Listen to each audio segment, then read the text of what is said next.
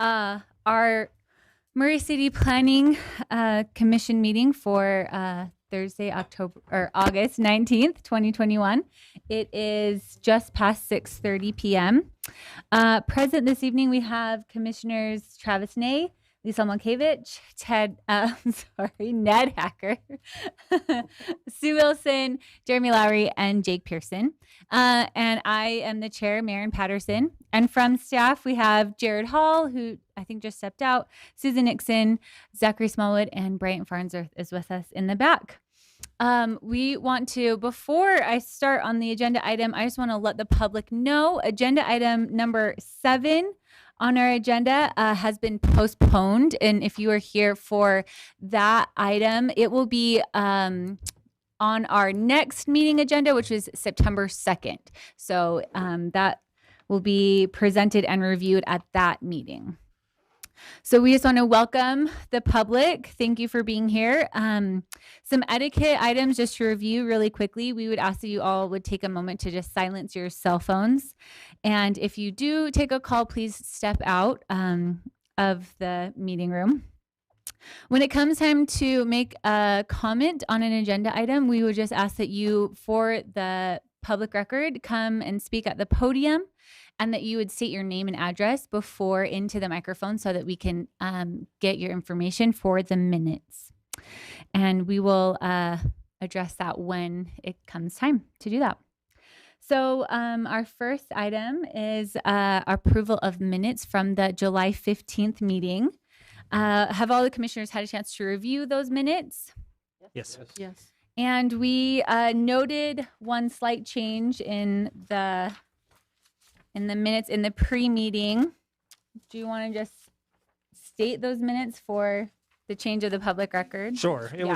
It was on page 5 in the second paragraph, and it was discussing something that I had said, talking about the neighborhood east of 4800 South, and stating that the neighborhood was already a high quality neighborhood, and that the project would not, or that the new zoning wouldn't necessarily improve that area. Yeah, I think that's a good change. Were there any other changes or corrections for these minutes? Okay, then I will entertain a motion. Madam Chair, I'll make a motion that we approve the minutes from the July 15, 2021 meeting as revised. Great. Is there a second? I'll second. All in favor, say aye. Aye. Aye. Any opposed? All right. That motion passes for the minutes. Next, we will move on to conflict of interest. Do any commissioners have a conflict of interest with any of the agenda items this evening? No. No, neither do I. There are no conflicts of interest. Third is our approval of findings of facts. Has everyone had a chance to review the findings of facts for Crack Shack conditional use permit? Yes. Any changes or corrections? Okay. Nope. Is there a motion? Madam Chair, I'd like to make a motion that we approve the findings of fact for Ted Detus, McNeil Engineering, representing Crack Shack, to demolish an existing jewelry store and construct a new building for 2 fast casual restaurants at 6161 South State. Thank you. Is there a second? I'll second that. Great. All in favor, say aye. Aye. Aye. Any opposed? All right. Moving on, we will start our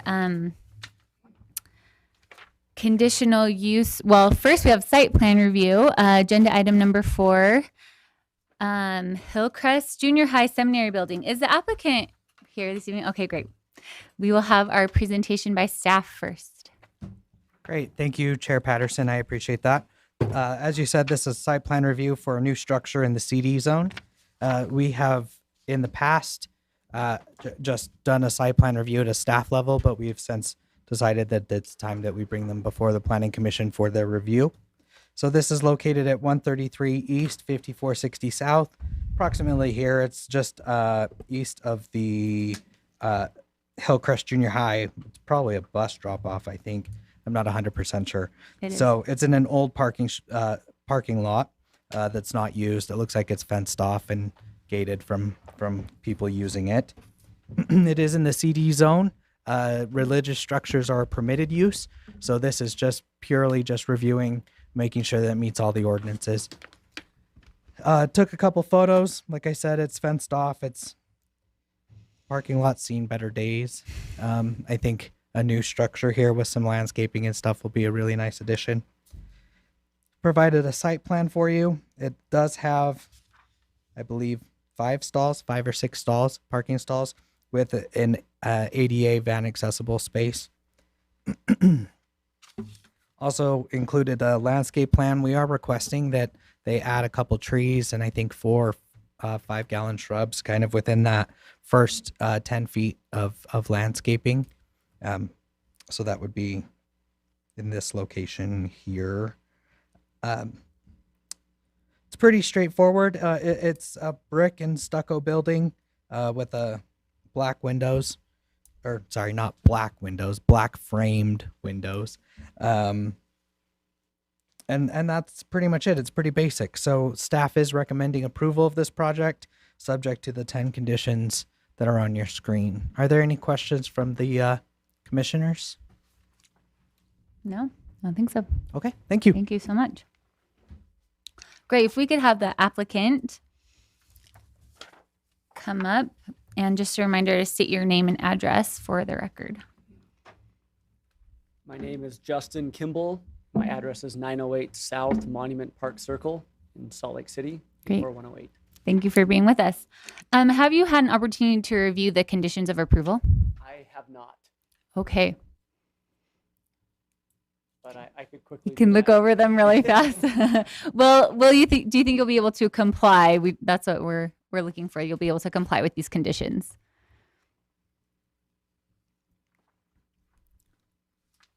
Yes, I don't see any of them that look like they're an issue.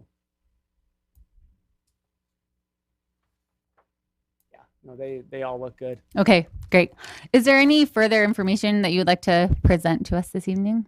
I think this is known to everybody, but as part of the broader project for the Murray Hillcrest subdivision that we've done on both the assisted living and the hotel that are there on State Street, we're doing a land swap with the current seminary building that's there. So that will obviously be shut down, relocating to this site, and we'll be hopefully in the near future redeveloping the current seminary site as well. So just want Great. to make that clear. That to makes everybody sense. as well. Okay. Are there any questions I from have the a question. commission? So the we don't have a real rendering, but more of a black and white rendering. I'm wondering why, or if there's a particular reason why it looks so vanilla compared to all of the other nicer looking seminaries around the region. Yeah, I probably don't have a great answer for that other than cost right now. For the land swap that we're doing, it is going to be a pretty basic seminary building that they're getting, just for the cost of what it's going to be to redevelop both sites. The church does still need to sign off on the plan and on the elevations, and so they will have a little bit of say in what ultimately goes in, but that's all we have right now. But it is going to be, just so in full transparency, it is going to be probably more of a basic structure than other sites that they've done. Thank you. Any other questions? Okay. Thank you so much. Yep, thank you. I will open this agenda item up for public comment regarding this. If you would like to make a comment on this agenda item, you can do so at the podium. Please state your name and address for the record into the microphone and keep your thoughts to 3 minutes. So is there anyone here that would like to speak to this agenda item? Okay. Seeing no public comment, I will close the public comment period and bring it back to the commission for a discussion or a motion. Can I just make a basic statement? Yes. The swap, I think that is actually the absolute best outcome for this project. The fact that they'll get the entire State Street frontage, that really is going to benefit that overall project. So I'm glad that was able to come to fruition. I know that you wanted to do that a long time ago, but weren't able to do it. So I'm glad you were able to do that. Yeah. Any other thoughts or motion? Madam Chairman, I'd make a motion that the Planning Commission approve the proposed site and architectural plans to allow the construction and operation of a new seminary building at the property addressed 133 East, 5460 South, subject to conditions 1 through 10. Okay, is there a second on that motion? Okay. I have a motion by Commissioner Hacker to approve the proposed site and architectural plans to allow construction and operation of a new seminary building at the property address 133 East, 5460 South, and a second by Commissioner Lowry. Any discussion on that motion? Okay, then we can take a vote. Yes. Yes. Yes. Yes. Yes. Yes. Yes. Motion is approved. Good luck with your project. All right. We will move on to our agenda item number 5. Site plan approval for Taco Bell restaurant located at 6001 South State Street. Is the applicant here this evening? Yeah. Okay, great. We'll have our presentation by staff. Okay, thank you. Drive-through restaurants in the CD zone are a permitted use, but any new structures in the CD zone require Planning Commission site plan approval. So with that, we're presenting their proposal for a new 2,248 square foot restaurant with a drive-through. The address is 6001 South State, as shown on the map here. It's in our CD zone. The property is currently occupied with the Cafe Train, which is proposed to be demolished, and then a new structure will be constructed on the same site. There is an access easement agreement that has been recorded on the property on the north end and probably on the south end, both. And we do have a copy of the access agreement, and there's been a boundary line agreement on the north end of the property. And the city has also received a copy of that. The proposal for the restaurant is just over 2,000 square feet. They will have approximately 40 seats, which require 20 parking stalls, and they are showing 27 on the site, so it's more than what we require. The landscaping will be required as shown in the site in your staff report. They may need to recalculate the number of trees and shrubs once the property has been reconfigured, because they're going to have to remove some of the portion on the north end. Here are the elevations of the proposed Taco Bell, which very nice looking, kind of the newer style. So staff is recommending approval with the 7 conditions as outlined. We also sent out notices to everyone within 300 feet, and we did not get any response whatsoever. Any questions? Yeah, I have a few. So this is a really auto-centric design. I noticed that there's not really a great way for anybody walking along State Street to get to that restaurant. They have to walk through the drive of the property. I really think, as we know that these properties have a potential to redevelop over time, we can't keep building for what hasn't worked in the past. We have to find a way to allow pedestrians to move about the city and not worry about automobiles being the only way in. I really would like to see a revised plan for pedestrian access that doesn't allow me or doesn't make me get out of an automobile to walk into that restaurant. Okay, because the drive-through aisle is on the west side that faces State Street. So, yeah, from State Street, that would not be very accessible. Well, and I mean, but even if you look at the south end of the project right there, there's an opportunity to take a sidewalk out to State Street. They don't. They dump it right in the middle of the driveway. And I think that we need to consider that people may want to walk here. True. Yeah. Well, I could have the applicant respond. The Okay. architect, I believe, is here. The owner is not here, but the architect is representing them. So I don't know if that's a possibility or not. Yep, but we that'd be can great. Thank certainly you. ask them. Can I piggyback that comment? I kind of expected Travis to say something about the walkability there, and I thought about it myself too. And I just assumed because it wasn't in our MCCD district where we're really focusing on making our community more walkable, that we weren't going to address it. But now that he brings it up, it isn't too far from Fashion Place Mall, so maybe pedestrians would someday want to walk down there, and it's not too far from residential areas, so it's not that bad of a request to put in, make it a little bit more walkable. Good comments. So possibly it could be revised. Guess we'll have to see if they're up for that, but it does meet the code, so, for the CD zone anyway. Yep. Any other questions or? Okay. Thank you so much. If we could have the applicant come up and state your name and address into the microphone.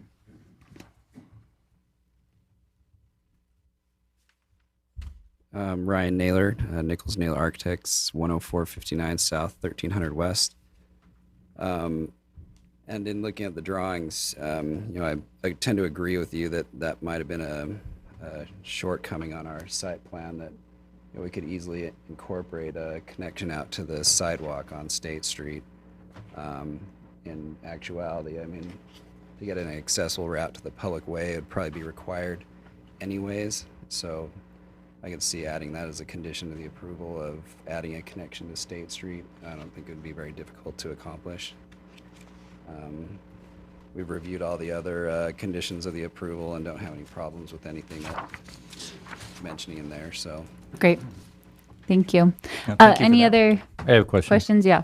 So have you, the exit access for that drive-through is probably 1 car length, maybe 2 from State Street and the sidewalk that's there already. Is that enough room for you? you're talking about I'm just thinking of stacking coming through the drive-through and others coming out of the parking lot, wanting to make left-hand turns across 3 lanes of traffic. I'm just looking at that entrance access point, wondering if it's suitable. You're talking about the outgoing lane on the south end of the property? Yes. Yeah, from our experience, that should be plenty on the outgoing lane. Usually we end up with issues on the incoming lane, and on this one in particular, we have, tons and tons of stacking and, paid attention to try and keep the cars backing up in the drive-through lane from, conflicting with the driveway to the north. So, I don't believe it will be an issue on the south end. Okay. Any other questions for the applicant? Okay. Thank you so much. At this time, I would open this agenda item for public comment. If there's anyone that would like to make a comment about this, you can now come up to the podium. Is that mic on? Is that mic on? Hi, John Lillenquist with Lillenquist Salt Lake Company. We actually are the owner of the shopping center where Taco Bell is actually going to lease this parcel from us. So even though we're not the applicant, oh, by the way, address 6995 Union Park Center, Midvale, or Cottonwood Heights. So the applicant is actually Taco Bell, but I'm here to just answer any questions that, the Planning Commission may have outside of Taco Bell and how it might integrate with the balance of the shopping center, if that's helpful. So I that's think all I have that to is say. because I think that this is an area of potential redevelopment in the future. So if this is maybe the first thing that's going on, maybe can you speak to, in your future redevelopment of this whole area, how are you anticipating Taco Bell relating to all, any changes that come to the site in the future? So just to the east, there's an existing, strip center that has a few tenants in it. And then we're actually the owners of the old Shopco building as well. As everyone knows, Shopco went bankrupt. We've since sorted through that process. We've actually taken that building back now. For a long time, Shopco or some other people had effective control of the site. Within the last 4 to 6 months, maybe longer than that, recently we've kind of reacquired the rights to control what happens there. So we're working on all kinds of different potential options. Obviously, the site's a little bit dated. The Cafe Train building there, they fit into an old Burger King.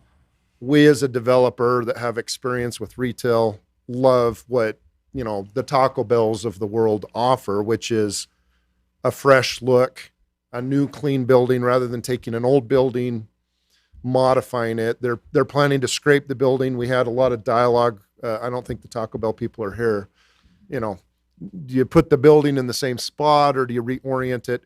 We kind of, as a developer, defer to the operator a little bit because they know what they need to be successful on the site, access and all those things. We look at it through the lens of the balance of the shopping center. In some respects, we play a little bit like the umpire, right? We want to make sure that the flow works, ingress, egress. We've done some cross easements, some modifications to the site. It took quite a while, but we really are looking for this as the start of a refresh of the whole site. How fast that's going to happen, it's hard to say, but you bring in a good operator like Taco Bell that generates quite a bit of traffic. They had a store down the street that was quite successful, probably most likely prompted them to find something in the area to capture their clients or their customers. We like the fact that Taco Bell has put a lot of thought into this. The drive-throughs, the building, everything has kind of gone through, a washing machine, so to speak, with us too, to make sure that this isn't just catering to Taco Bell, but it fits in with what we're trying to do long-term. So we're in favor of what they're looking for. We haven't had a lot of control on the site. We've let Taco Bell kind of dictate that, but it fits within what we think is the start of improving the whole area. Some refresh. Obviously, the Shopco needs to be dealt with. It's not good to have a big vacant store like that. What that ends up being, there's a lot of potential suitors out there that are contacting us. We've had some dialogue with staff at the city about just different things, but I can answer any other questions if that gives kind of an overview to help what we are envisioning for Taco Bell as the start of something better. And I think their building is a little modern look. Sometimes we as a developer want to make sure that that's compatible with the architecture and stuff. It gets to be a little bit tricky because you want to let Taco Bell do what they think they can thrive with. And the plans they submitted are kind of their updated model of what they're finding is very successful, especially post-COVID too. COVID's affected a lot of the fast food world, a lot of drive-through stuff as opposed to sit down. And I think they've thought through this plan pretty well. I would not be sad if Shopko turned into a Hobby Lobby or some other high revenue generating business. Yeah, we recognize it's a big box that needs to be dealt with. And, obviously we want to do something sooner rather than later. So we're sifting through a lot of different. My kids voted for Xanadu, complete with Olivia Newton-John and Gene Kelly. But yeah, some kind of big box retailer that would bring in some, good foot traffic and revenue, and I'm sure that's what you want too as a developer. Yeah, and we have experience in other cities with other developments. That's kind of our expertise. So we're looking to do something that's good, and I think Taco Bell refreshes a little bit what's been. Not that Cafe Tring was a bad operator; we liked them, but that building, a brand new building there, sets the tone for what's to come, in our opinion. Any other questions I can answer? I wasn't coming to talk, but I just thought I'd come up and add additional insight into what's expanding beyond just this little Taco Bell parcel. Any other questions? I appreciate you coming. It's nice to have that added insight. Also, just throwing the suggestion out there. Hopefully, part of your insight is walkability, right? We have no idea what's happening in the future, what your project will. Walkability? Yeah, we don't know what the project ultimately will be, but hopefully you're considering walkability. Yeah, we will. And again, I can't address specifically this site plan because we've left that to Taco Bell as the tenant to drive that. But certainly that goes into a lot of the decision making. You bet. I want to commend you for coming in and chatting with us. This is obviously a part of the city that we'd love to see some redevelopment happen with. Currently you have a building in Shopco that was probably built in the 70s or early 80s, and then you have another batch that were built probably 10, 15 years later, and now you have this in generations. I think what we would probably love to see, and I think one of the one of the challenges I think that you'll have is what Taco Bell is going to do. How is that going to fit into an overall redevelopment, and how is that going to set the tone for it? And those will be some questions you'll get next time. How does this look for walkability? How does this look for aesthetics? How does this tie in? So I think these are decisions that, as you make for this small part of it, will probably carry forward into the future a little bit. Sure. Appreciate that feedback. And just, for reference, we actually own the stuff across the street as well. So we inherited an old Toys R Us that Toys R Us went bankrupt, old building. It was built with a Toys R Us and a Kids R Us. The Scandinavian, furniture guys kind of inherited that. And we feel like that's the kind of thing we're looking for, is come in, fresh it up, bring in just a new vibrancy to the area, because it's just newer stuff. As the trends continue, and both sides of the street, we're kind of looking to do the same thing, because it is good It's a great part of the city. Murray City is incredible to over the history's been, we've had a good working relationship, and obviously we want to refresh it with that same thing in mind. Awesome. Thank you. Any other questions? Okay, Thanks for being with us. Any other comments for this agenda item? Okay, I will close the public comment period and bring it back for discussion or motion. Madam Chair, I'll make a motion. I will make a motion that the Planning Commission grant site plan approval for the proposed Taco Bell restaurant with drive-through for the property address 6001 South State Street, subject to conditions 1 through 7, with the addition of a condition 8 that says that they will include pedestrian site access to State Street. Is there a second on that motion? I'll second that motion. Okay. So I have a motion by Commissioner Ney and a second by Commissioner Hacker to grant site plan approval for the proposed Taco Bell restaurant with drive-through access for the property address 6001 South State Street, subject to the 7 conditions with the addition of an 8th condition. Is there any discussion on that motion? Okay, then we can take a vote. Okay, Commissioner Ney, Yes. Commissioner Makevich, Yes. Commissioner Hacker, Yes. Commissioner Wilson, Yes. Commissioner Lowry, Yes. Commissioner Pearson, Yes. and Chair Patterson. Yes. So motion is approved, and good luck with your project. I know people are excited to have Taco Bell back in the city. Okay. Agenda item number 6, a conditional use permit and design review for Murray Square. Is the applicant here this evening? Oh, great. We'll Still here this Yep. And on to the next. Thank you. This is an application that's a little unique among our other applications tonight, because it's been partially considered, at least in the past, as part of the Murray Square development. We first saw that as a commission as the Van Winkle Crossing mixed-use development, where the old Kmart building was.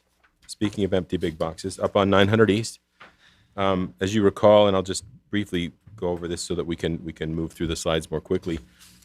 This mixed-use development site is largely residential on the west portion, and then the commercial pads, the commercial part of it, were all to be constructed out on 900 East, about 21,000 square feet altogether. This is in our mixed-use zone, the formerly mixed-use zone that we recently updated to be called the Murray Central Mixed-Use Zone, but it was what was applied to this property back in 2019. So you can see the property here in the middle, the Ivy Place Shopping Center to the south, and some storage units to the north. The site plan for the pad building, this is a 4,800 square foot spec building for 3 tenants, for potentially 3 tenants. It does include a drive-through. Our main concerns with the drive-through were the kinds of things we've been talking about in the previous application, for walkability and integration with the larger site. And as you can see sort of the components of the larger site. This building here is a residential building, the first phase of the residential portion, and it connects well to the pad site. There are some concerns. There were always concerns with drive-throughs and 9th East and the kind of things that those do, but we feel like we're addressing those as well as we can. So there's drive-by traffic and visibility for 9th East, but then good pedestrian connections from 9th East and from that good, solid mixed-use public improvement that we do on 900 East down onto the project and into the site as we can. But we really wanted to make sure there were strong connections pedestrian-wise from the project itself to these pad sites. And that's been kept in check here very well. There are 50 parking stalls on the site. This building doesn't generate a need for 50 parking stalls, but again, these are part of the larger project. There's a future spec building coming on a pad site to the north. As we go forward, they'll build out in that phase. Talking about the phasing for the project, that residential that's under construction right now is phase 1. So there are a bunch of units coming up, and as those get completed, these commercial pads become more and more interesting to potential tenants. And so the commercial phase is its own individual thing. I wanted to talk about real quickly, we called out in the staff report, the connections for the crosswalks across here. They're probably part of phase 1. They're included in the master site plan. We'd like to see them on the site plan that comes with the building permit, so that's one of the conditions we put in. We know they're planned already. They're actually better aligned in this new pad site. It's been slightly shifted. We'll look at that in just a second here. You can see the master site plan on the right, and they show that crosswalk there. This entrance or exit from the parking structure for the residential has been lined up better with the pad site, and so we can actually just anticipate that this crosswalk would go in, but we want to see that on the site plans that accompany building permits. As you can see, that's really the principal difference. This main road coming in, the private access road that goes to the subdivision to the west, stays intact. That was a question that got asked in the pre-meeting. I want to make sure that's clear for the public. That's being maintained open during construction as well. So there's a lot of work goes into keeping that open during this time period. So we're happy that the developers have been willing to work with us on that as we go. We are looking at landscaping on the site. It was part of the larger landscaping plan in the development, and it's still meeting those same plans. It will meet the requirements of Chapter 1768 for landscaping, as you can see. The building itself, again, for 3 potential tenants, there's some mix of roof lines and some architecture, some different materials. We feel like this all will look good for the larger project. And just a couple of things to end the staff presentation. You can see this is the area where the project will be built. This is the main entrance, that 4680 South Street that privately goes through and connects to that west neighborhood. This is the area where that pad site would exist. And you can see the part that's under construction. Again, like the question was asked in pre-meeting, this is the construction for that large central residential building with the big parking structure in the middle of it. And the pad site, you're looking basically from the pad site that'll get constructed toward where the residential buildings will be. We are recommending approval of this site. It is a little bit unique in terms of approvals as well. In mixed-use zoning, in the previous mixed-use zone and in the new Murray Central mixed-use zone, anything with a drive-through is conditional. So we have a conditional use permit approval to allow the drive-through as part of it. It was kind of pre-considered with the master site plan because it's also only allowed to have that drive-through between the building and the street if it's part of the master site plan. And then design review approval is the site plan approval name for this. So it does need those 2 different approvals. They can be done in one motion. Any questions for staff at this point? Okay, thanks. All right. If we could have the applicant come back up and state your name and address for the record. Justin Kimball, 908 South Monument Park Circle, Salt Lake City. Great. Have you had an opportunity to review the 8 conditions? I have. And you'll be able to comply with those? We will. Great. Is there any additional information you would like to give us about this application? I don't think so. I think Jared provided a very thorough review, so happy to answer any questions. Great. Are there questions for the applicant? No? Okay. Thank you so much. Thank you. We will open this item up for public comment. If anyone would like to comment on this agenda item, you can come to the podium and state your name and address for the record.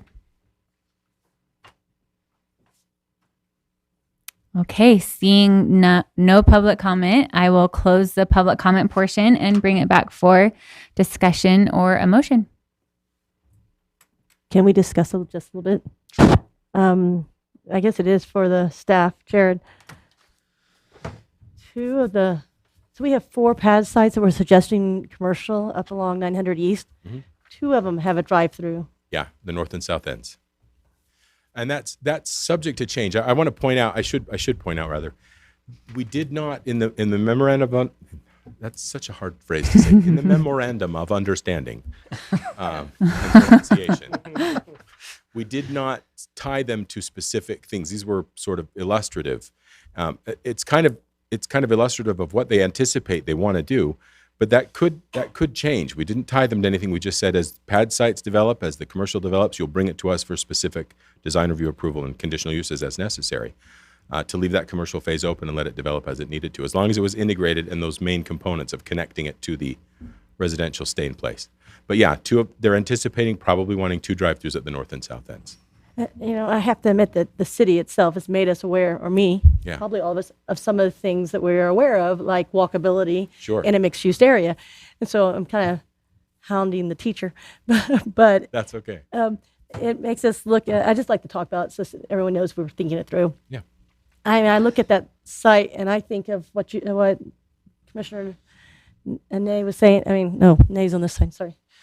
Ned was saying earlier about exiting the drive-through. Mhm. And I picture our commercial sites across from IMC and exiting Starbucks.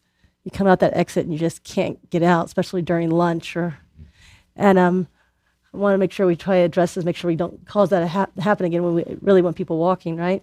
Yeah. So this second pad site, exiting that pad site, is that going to be congested because that's an entrance that they're exiting into? That's a good question, and I'll probably want to take a look at it as we go forward to the second pad. Absolutely, but drive-throughs they're particularly difficult in mixed-use areas because you want to be in mixed-use areas in the west where there are a lot of cars.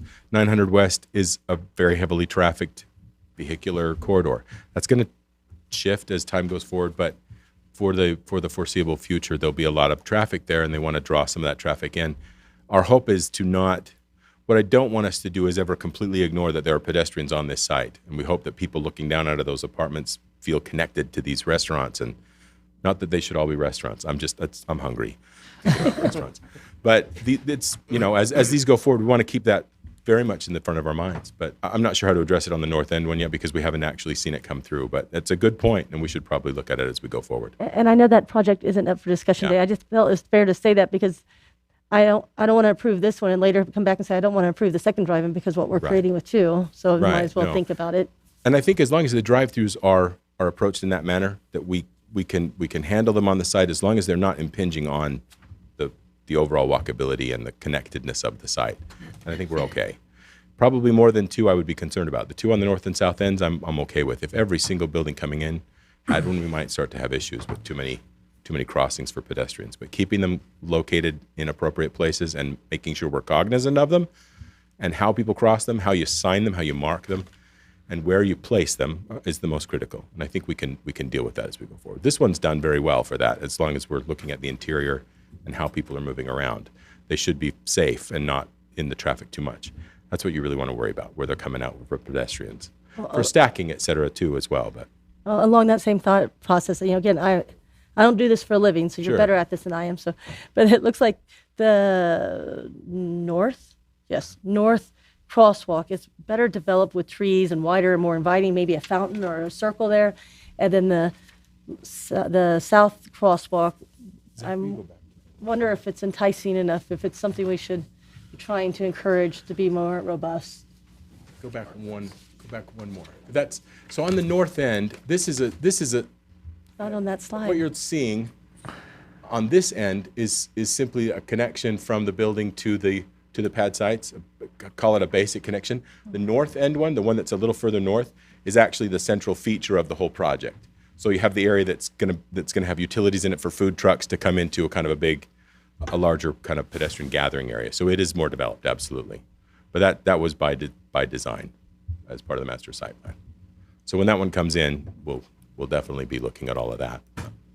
This one's a more basic crossing from the main thing.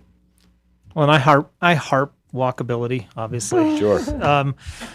But in fairness to this particular project, it's surrounded on 3 sides for all intents and purposes by high-speed roads. And I think the majority of the pedestrian traffic that's going to come here is either going to come directly from across 900 East in the apartment complex that's over there or the neighborhood to the west. And so I hate drive-throughs. We know that. But You're on the record as hating. yeah, a few times. But in this particular case, it doesn't give me as much heartburn as it does in some of the other ones, because they are doing things to make a pedestrian network that does connect both to 900 East and into the neighborhoods. And so I feel like we've handled that a little bit better in this project than maybe some of the other ones that we've seen. I hope so. And then the ones going forward in the future, we hope to do the same thing. We need to be aware of that. It's great comments on the Taco Bell side tonight. Perfect. Anything else for staff? Okay. Is there any further discussion, or I'll entertain a motion?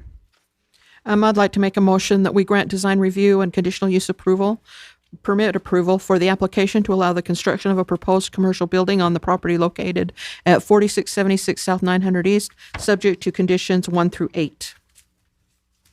Is there a second on that motion? Was that you? Okay. So I have a motion by Commissioner Wilson and a second by Commissioner Lowry to grant design review and conditional use permit approval for the application to allow the construction of a proposed commercial building on the property located 4676 South 9th East, subject to the 8 conditions. Is there any discussion on that motion? All right, then we can take a vote. Thank you. Commissioner Wilson. Yes. Commissioner Lowry. Yes. Commissioner Ney. Yes. Commissioner Milkevich. Yes. Commissioner Hacker. Yes. Commissioner Wilson. Oh, I already said that. I'm sorry. Commissioner Pearson. Yes. And Chair Patterson. Yes. Thank you. Motion passes. So good luck with your next part of your project. Okay. Just as a reminder, the agenda item number 7 is postponed. So we'll be moving on to agenda item number 7 as number 8. So BMW of Murray Electronic Message Center. Is the applicant here this evening? Okay, great. We will have our presentation by Susan Nixon. Thank you. As stated, this is a conditional use application on behalf of BMW of Murray and Young Electric Sign Company. The property is located on 4700 South State in our CD zone. It's been there for a long time. There's an existing pole sign that has also been there for many, many years. The sign predates our current code, so it is what we consider legal nonconforming, meaning they can continue to maintain, refurbish the existing sign, but with keeping the main structure and integrity of the sign. So they wanted to keep that and have come up with a design to redesign the sign so that it could have an EMC or electronic message center. The existing site, you can see the pole sign, they're on State Street. They currently have about the same size sign. Oh, you know what, I'm gonna go back. Let me go back to the very beginning. So you'll notice on the site plan, there's 5 parcels.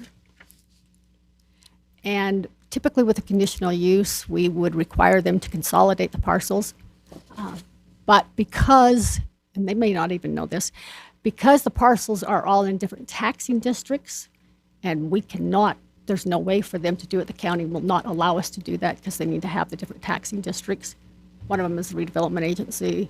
Water sewer sometimes can kick that in, different sewer districts. So it cannot be a condition for this property. They'll have to maintain it, separate parcels. So, okay, so back to the sign. Based on the linear frontage of the site, they have 259 feet of linear frontage on State Street. They're allowed up to 200 square feet. They are only asking for 135 square foot sign. The sign would be approximately 77 feet from the corner of Regal Street to the south, and it will have to be set back at least 2 feet from the front property line. And that's from the edge of the sign. So they kind of had to redesign the sign a couple times to make it fit our code and to maintain the structure integrity of the pole sign. Also, the regulations for the signage. The sign cannot be higher than 35 feet. They're going to keep the same height, which is about 30 feet. The minimum clearance is minimum of 8 feet, and they're approximately just over 20 feet.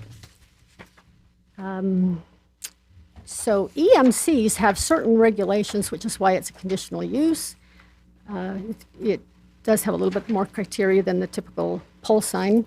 It does, and I'm happy to review those if you'd like. They're in your staff report. And maybe some of the public would like to know, but all EMCs must have an automatic dimmer so that after night they can dim them. They also have to admit a certain maximum of what we call foot candles, and they maintain the brightness, and there has to be the message has to be lighted for at least 2 seconds, and then when the sign is located with less than 300 feet with a residential zone, it does have to be dimmed after 10 p.m. until 6 a.m. the following morning. And this property is located 265 feet from a residence on Regal Street, so they will have to meet that additional requirement. The applicants have indicated that they will meet all the requirements of the EMC, and I think that we did send out notices to all the residents within 300 feet. Did not get any comments or response on that. So based on that, staff is recommending approval for the EMC sign, subject to the 3 conditions as outlined. I'm happy to answer any questions. Any questions? Pretty straightforward. Okay, thank you so much. If we could have the applicant come up and state your name and name and address for the record. And I like long walks on the beach. My name is Rick Magnus with Yes Coast Sign, 1605 South Gramercy Road, here in Salt Lake City, Utah. We concur with staff recommendations. I'm here to answer any questions. I want to also express Susan you have a wonderful staff member. Yeah. Susan. She has been wonderful to work with, and I just wanted to give a public shout out regarding that. She's on the helped record, out Susan. all the way through. Well So deserved. we're extremely grateful for her and working with, of course, Marie. And I know that BMW is also, they've been a long time resident, if you will, here. They love their location. It serves them well. And of course, BMW represents technology and newness and everything. And so they look forward also to, upgrading this sign and just, bringing back vibrancy along and competing well with the others that are along State Street. So thank you so much. And I'm once again here to answer any questions you may have. I think that maybe you already mentioned this, but you had an opportunity to review the conditions of approval, We and you can concur comply. with staff Okay, recommendations. Absolutely. wonderful. Are there any questions for the applicant? No? Okay, thank you so much. Thank you. We will open this agenda item up for public comment. If there's anyone that would like to make a comment about this, you can come to the podium and state your name and address. Yeah. Matt Lisby with BMW Murray. I'm here representing at 4735 South State Street. Also want to second shout out that to Susan for helping us out, longtime friend of the dealership. But yeah, we want to say thanks to Yesco and the city for helping us add a little bit of a newness to that part of the city. Got a lot of old buildings around there, and I think it's kind of fun, especially with that new dealership that we have. We're really happy with that, and there's a lot of different things we had to jump through to have that store. But we're grateful that we're able to have that sign as well. So, Great. Thank you so much. Any other comments? All right. I will close the public comment portion and bring it back to the commission for a discussion or a motion. Can I ask Susan, do you drive a BMW?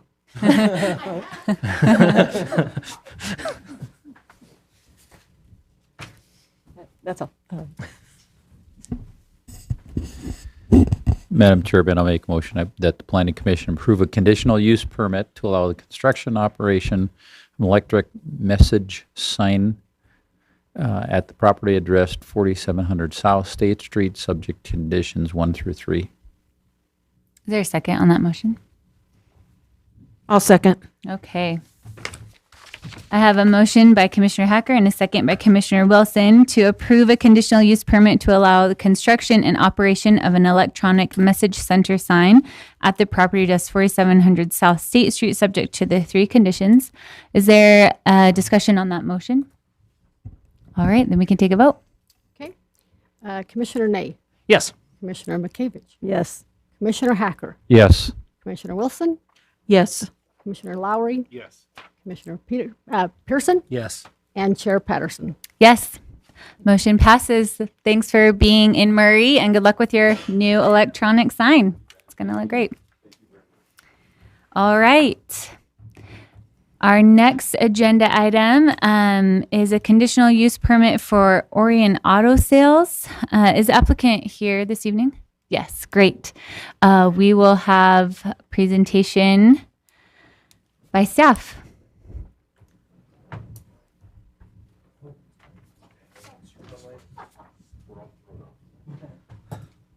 Thank you. So this is a conditional use permit for Orion Auto Sales. This is a small property on Fireclay Avenue, just east of Main Street. The zoning on the property is CD zoning. To the west, we have the TOD zone that you're more familiar with, but this area is actually in the CD zone. The property is it's a 3,500 square foot parcel. The building that Orion Auto Sales would operate from is about 600 feet. They do use a portion of the property. So what you see on the site plan that the applicant has provided here is the 600-foot building, and then the area of the larger lot that they lease for the auto sales. There's actually a home to the west here, and the back portion of the property is used for storage of vehicles associated with another business. We'll come back to this slide in just a moment, talk about that. Currently, they have cars displayed out in this front area. That can be a little bit problematic, so we'll talk about that in just a moment as well as we go through the rest of the slides. But the building itself, the 600 square foot building, is very simple. There's just a restroom, and the rest of the building is open. It has doors on 2 sides, windows. It's used for sales office. There's no plans to make any changes to the building, and none are really required for this particular use. Again, I mentioned that only a part of the building or a part of the property is used for Orion Auto Sales. That's right here in red. The larger portion is used for other uses. And this is just looking across Fireclay Avenue at the property. I want to use those pictures to talk about kind of the issues that we brought up in the staff report and make sure that those are clear. So with conditional use permits, we bring properties into compliance for different issues, parking, landscaping, et cetera. So I want to talk mainly about parking, landscaping, and improvements. Fireclay Avenue in front of the property does not have any of the right-of-way improvements that are required. The city engineer has done his standard requirement, which is if there's improvements to the property that have to be made in conjunction with the application that are more than $5,000, then the missing improvements need to be installed or damaged improvements need to be repaired. In this case, it would be missing improvements. That requirement only kicks in if the costs are more than $5,000. We have landscaping required, 10 feet of landscaping for the frontage minus the access points, and accesses for commercial properties are typically 30 feet, 35 feet, at least 25 feet. So that landscaping is missing and should be required, less wherever there's an access, whether it would be on the north or the south side, or sorry, the east or the west side of the property. We have, like I said, there's no right-of-way improvements to see the edge of the right-of-way. It just bleeds straight across from Fireclay Avenue onto the property. However, to the east and west, there have been improvements installed recently, so we know the width that the engineering department is looking for the right-of-way. That can be matched very easily in the landscaping installed. So we are recommending as a condition of approval that the appropriate landscaping be installed. The other issue is parking. This property generates a parking requirement of 3 spaces. One of those spaces should be a handicap accessible ADA space according to our parking regulations in Chapter 1772. Those are typically put by the building, so if those parking spaces can be striped, it's going to eliminate some of the display of vehicles as well. Imagining if it was on the south side, or sorry, I'm going to say south and north all day. If it was on the west side of the property or the east side of the property, depending on where they want to put the accesses, none of that is in place.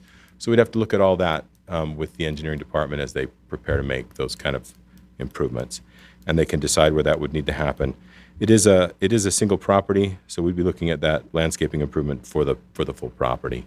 could have 2 accesses for that length, and then wherever the accesses are not taking up that space, we would calculate the requirement for the landscaping. So that is our recommendation. We are recommending approval if those conditions can be met. Again, I mentioned that engineering condition number 1, if those improvement costs exceed $5,000, then we need that curb, gutter, and sidewalk along Edison. Sorry, and that should say fire clay. I apologize. Appreciate you pointing that out in the pre-meeting. The project needs to comply with other codes for building and fire, and we'll need them to work with us to identify accesses and plan for that landscaping that's required, and to stripe those parking stalls that are required as well. You have any questions for staff at this point? I just need some clarification. Sure. It says in our paperwork that there's 100 feet of frontage along Fire Clay Avenue. Yeah. With no right of way, but then when I'm looking at the site plan, it shows that the width of their lot is 45 feet. Right. So you're not seeing their lot. You're seeing 45 feet of the frontage that they control for their lease for Orion Auto. So are they being bound by the 100 feet frontage or the 45 feet? My recommendation is the 100 feet. Okay. This is a single piece of property with no frontage improvements at all. Okay. And I don't know how you could modify that. My recommendation is it's a single piece of property. The frontage improvements should be done. The access should be cleaned up. Currently it just bleeds across from Fire Clay. The landscaping being put in would harden that edge up and identify where those accesses are. That's better for everybody. Agreed. So I've recommended the 100 feet. Okay. I just wanted to make sure I had it right in my head. Typically, that's what we do with a space that goes in, for example, in a suite in a multi-tenant building, for example. The frontage improvements that have to be put in for that property with 6 tenants that are multi-tenant in a building, we don't just put it in front of the unit D or whatever it is. We do it on the frontage along the road. So that's how we've applied it here too. But it's a good question. Thank you. Thank you. So thank you for correcting me. I was thinking about something else when I said the name Orion. I said it wrong. Okay. Okay. I know Orion too. The center, so right now as they have it laid out, they kind of have their access. So you drive between those 2 like kind of rows of cars. Right, but you're saying that won't really work when they install their landscaping. They're going to have to pick. I don't think it will work because I'd have to see they would it have laid to out. do an entrance. Okay. They'd have to make a plan about how they want their entrance to be and how they're going to landscape and come back and get it approved. What they'd really need to do is plan for how to place the parking here, and then based on where they want to stripe the parking, cars will need to maneuver out of those parking spaces and back out to Fire Clay. Okay. So depending on how they want to arrange that parking, I don't see how you arrange that parking and maneuver. I guess you could do a center aisle and parking, and then some vehicles displayed on either side, and then the parking here with some maneuverability. They just couldn't be displayed all the way back, so that you can't park in the spaces and then be able to get out of them. You got 24 feet of backing space. That's got to be shown somehow. So this is a tight little site. This little area is pretty tight, and by the time you park 3 stalls there, get them appropriate maneuverability, there's not going to be as many cars. Yeah. Okay. Can I ask a question? Sure, Jake. So they're applying for this conditional use permit. Mm-hmm. What are their, I guess maybe they can answer this, but they're already selling vehicles on this lot. Yes. And so if they do not do improvements to it, then all this stuff in this conditional, or all these conditions won't matter. Is that correct? If the conditions can't be met, we won't be able to issue a license for them to operate there. I mean, but if they don't do more than $5,000 worth of improvements. If they don't do more than $5,000 worth of improvements, then this is a good slide for it. If they don't, if the improvements that they're making, striping, parking, and putting in landscaping, don't amount to more than $5,000, then the engineer's requirement to put in curb, gutter, and sidewalk along Fire Clay don't kick in. Okay, so they still have to do the landscaping improvements regardless. Yeah, yes, exactly. That's a good question. Thanks for clarifying. But yeah, the landscaping would be separate from that. That's a different item. Thank you. Thank you. Anything else?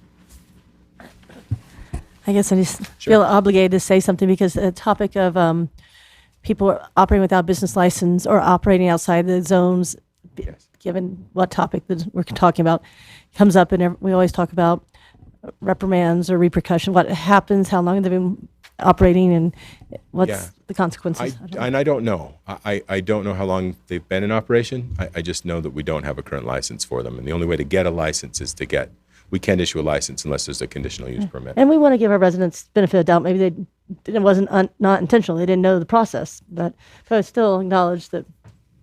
And there is no real, and just to make it clear, and it's something we haven't talked about for a while, so it's a lot of new commissioners too.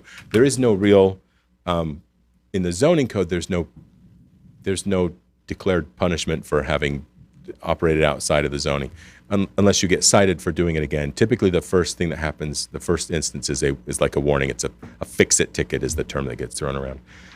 So they were put on notice they need a license, can't get a license without the conditional use permit, so they've applied. And the penalty is only through the business licensing. If they meet these conditions and get a license, they'll be penalized for 100% of the license. If the license is $300, they'll have to pay $600 to get it. And that's really the only penalty if they comply. Are they allowed to continue operating prior to meeting all these conditions?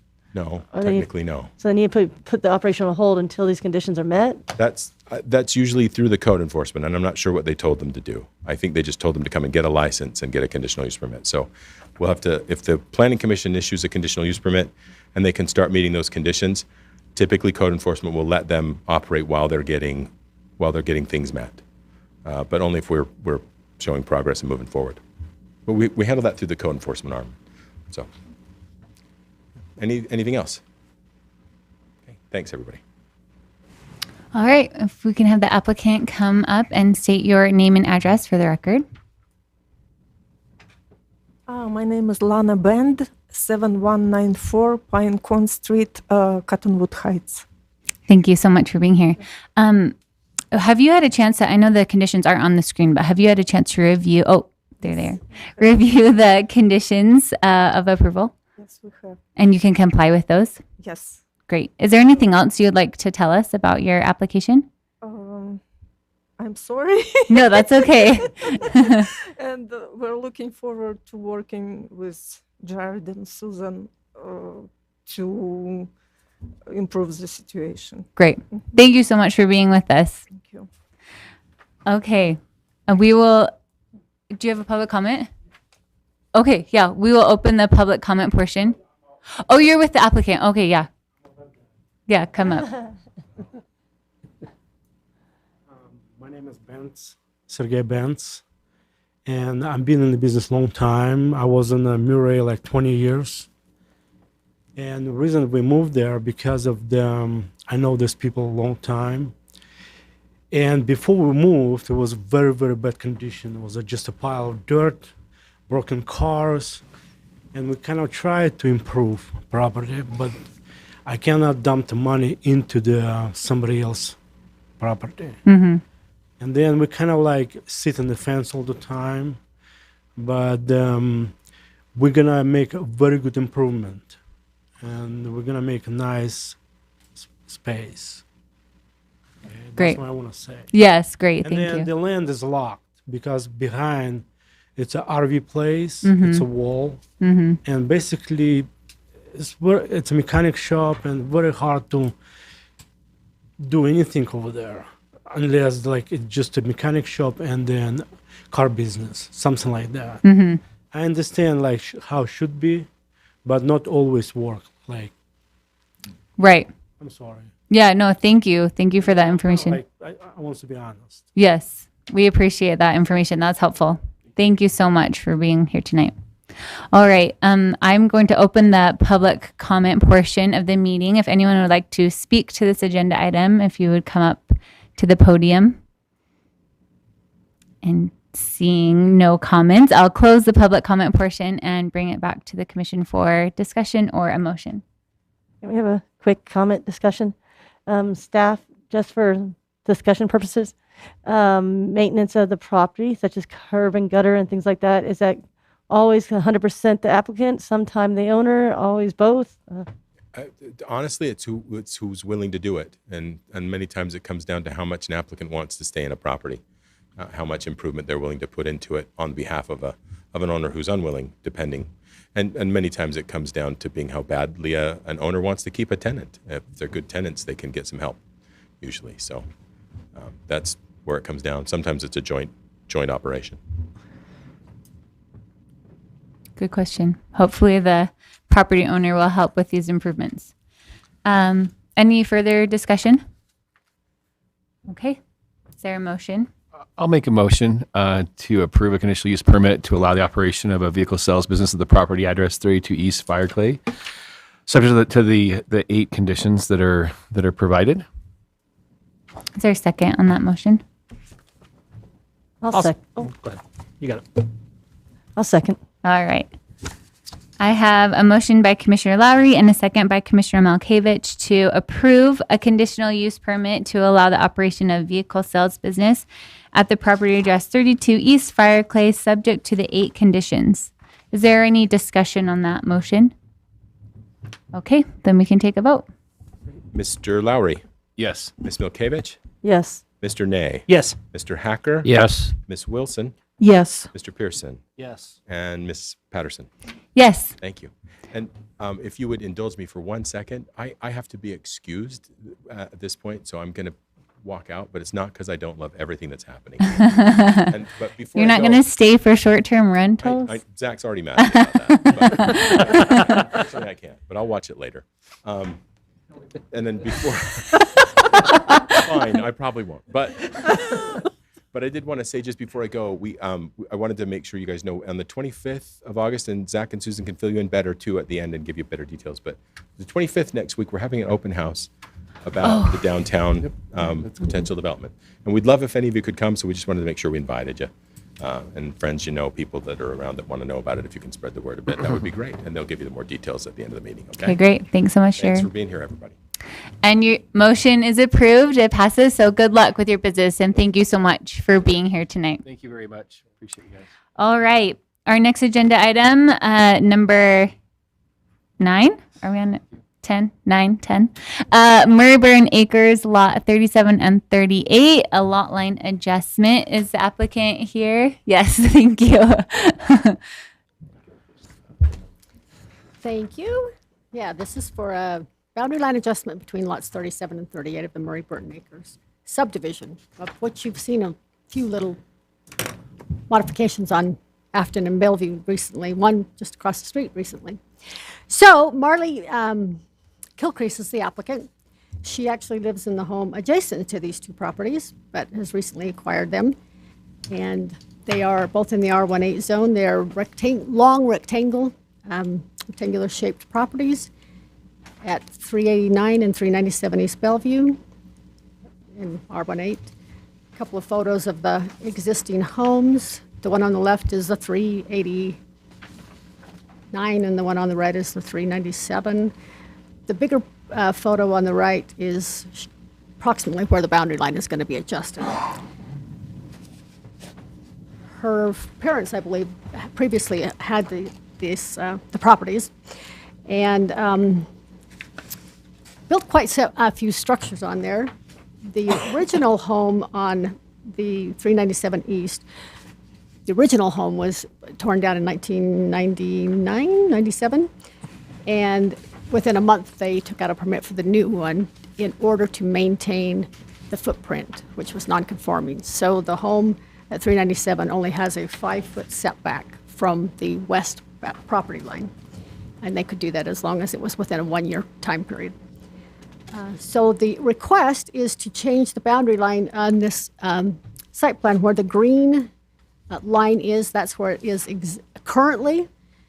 Where she wants to move it to is where the red line is.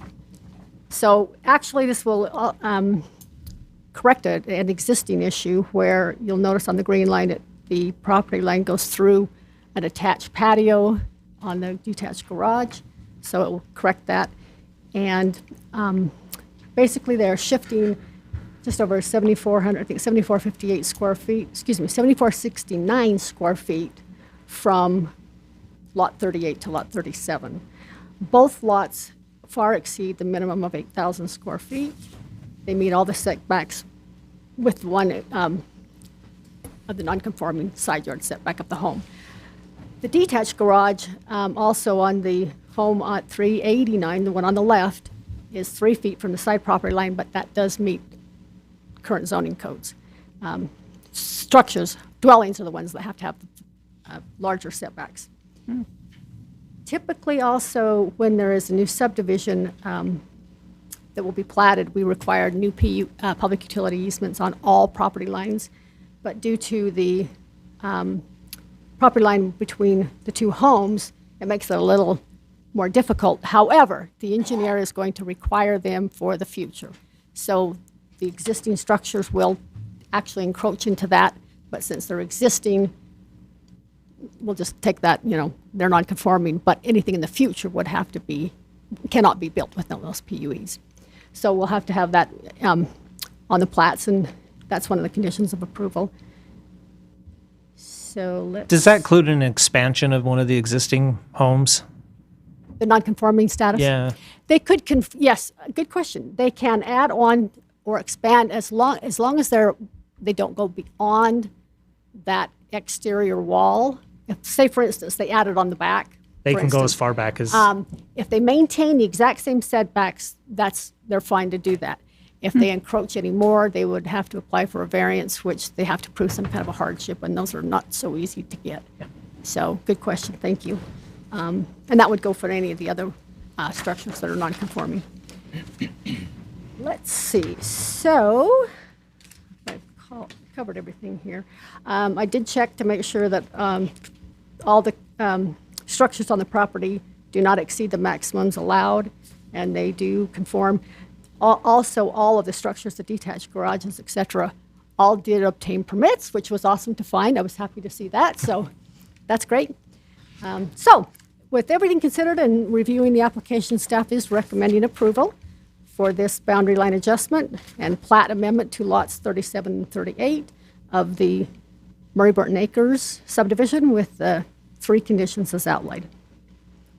Happy to answer any questions. There was, in our packet, someone was worried about it affecting their back property line, and this isn't affecting that. No, and at all, I right? did call and talk to her. To Anastasia Vera, thank you for commenting on that. And she, it would not affect her at any way. So, but because we're required to send notices, a lot of times people think that it's going to have an impact on them. Okay. It does not. So, any questions? All right. Thank you so much, Susan. We can have the applicant come up, yes, and state your name and address for the record. My name's Marley Kilcrease, and I live at 383 East Bellevue Avenue, right Great. next door to these properties. Perfect. Have you had a chance to review the conditions of approval? Yeah. And you'll be able to I had comply? an email from the engineer. I've already sent it forward to our survey company. Oh, perfect. And you can comply with all of those? Yep. Great. Is there any additional information you'd like to tell us about your application? No, I don't have anything to add, but if you have any questions, I can answer them. Is there any Maybe. questions for the applicant? Great. Well, thank you for being with us. At this time, I'll open the public comment period for this application. If anyone would like to speak to the, make a public comment, you can do so. Okay. Seeing none, I will close the public comment portion and bring it back for discussion or a motion. Sure. I'll make a motion, Madam Chair. Make a motion, we approve the proposed subdivision amendment for the Murray Burton Acres, amending the boundary line between lots 37 and 38 for the properties addressed 389 and 397 East Bellevue Avenue, subject to conditions 1 through 3. I'll second that motion. Okay. I have a motion by Commissioner Nate and a second by Commissioner Malkiewicz to approve the proposed subdivision amendment for Murray Burton Acres, amending the boundary line between Lot 37 and Lot 38 for the properties addressed 389 and 397 East Bellevue Avenue, subject to the 3 conditions. Is there any discussion on that motion? All right, we can take a vote. Okay, thank you. Commissioner Ney. Yes. Commissioner Malkiewicz. Yes. Commissioner Hacker. Yes. Commissioner Wilson. Yes. Commissioner Lowry. Yes. And Commissioner Pearson. Yes. And Chair Patterson. Yes. So motion is approved, and congratulations and good luck with your project. Thanks so much for being with us. All right, we made it to our last item. Short-term rentals. I know it's a long wait to get there. It'll be worth it. We're excited, Zach. You guys super ready? We're Are you so ready. For ready. this? Are you ready? That's the question. Awesome. Okay, so I'll just start off with we are proposing that this is to be considered a text amendment for section 17.77. Reason for that is 17.78 are ADUs, and we want them close by each other. So for a short-term rental ordinance. So why are we here? The city's received a number of requests to reevaluate the city's stance on short-term rentals. So through public comment, actually, it was we have been researching this for over a year now, looking at other cities, looking at, which I believe is in your packet. I think I provided the cities that I've kind of looked at through the packet. So yeah, we've been crafting this for a while. I apologize. I should update the thing that we've been drafting this for 8 months. We started at the beginning of the year drafting this, and now we've got it in a form that I think is ready to at least be considered by the Planning Commission at this point. So what are you guys deciding tonight? We are asking for a recommendation to the City Council. The Planning Commission is reviewing the potential regulations and asking for comments, changes, and ultimately, hopefully, a recommendation to move on to the City Council. So kind of a recap on what short-term rentals are. They're any dwelling or portion thereof that is available for use or is used for accommodations for less than 30 days. As you guys were aware, we did conduct a citizen survey back in December 10th until the end of the year. That with over 600 responses, that's a pretty good amount of people. So we were really excited. Included 12 questions. Those were all the results of that were in your packet as well. Hopefully you read all 385. Oh, they were interesting. Yeah, Yeah, they are. interesting comments. For sure. So we'll dive right in. So in the proposed ordinance, there are 3 types of short-term rentals. We have hosted sharing, which means that the property owner stays on the site and that then they rent out a portion of their dwelling. So like a bedroom or, a section of their house, not an accessory dwelling unit, mind you, we don't allow that, but a portion of their house. So just a bedroom or a couple bedrooms, things like that.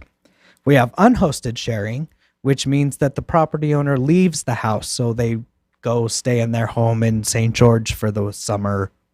Just kidding, winter. Yeah. You go to St. George for the winter.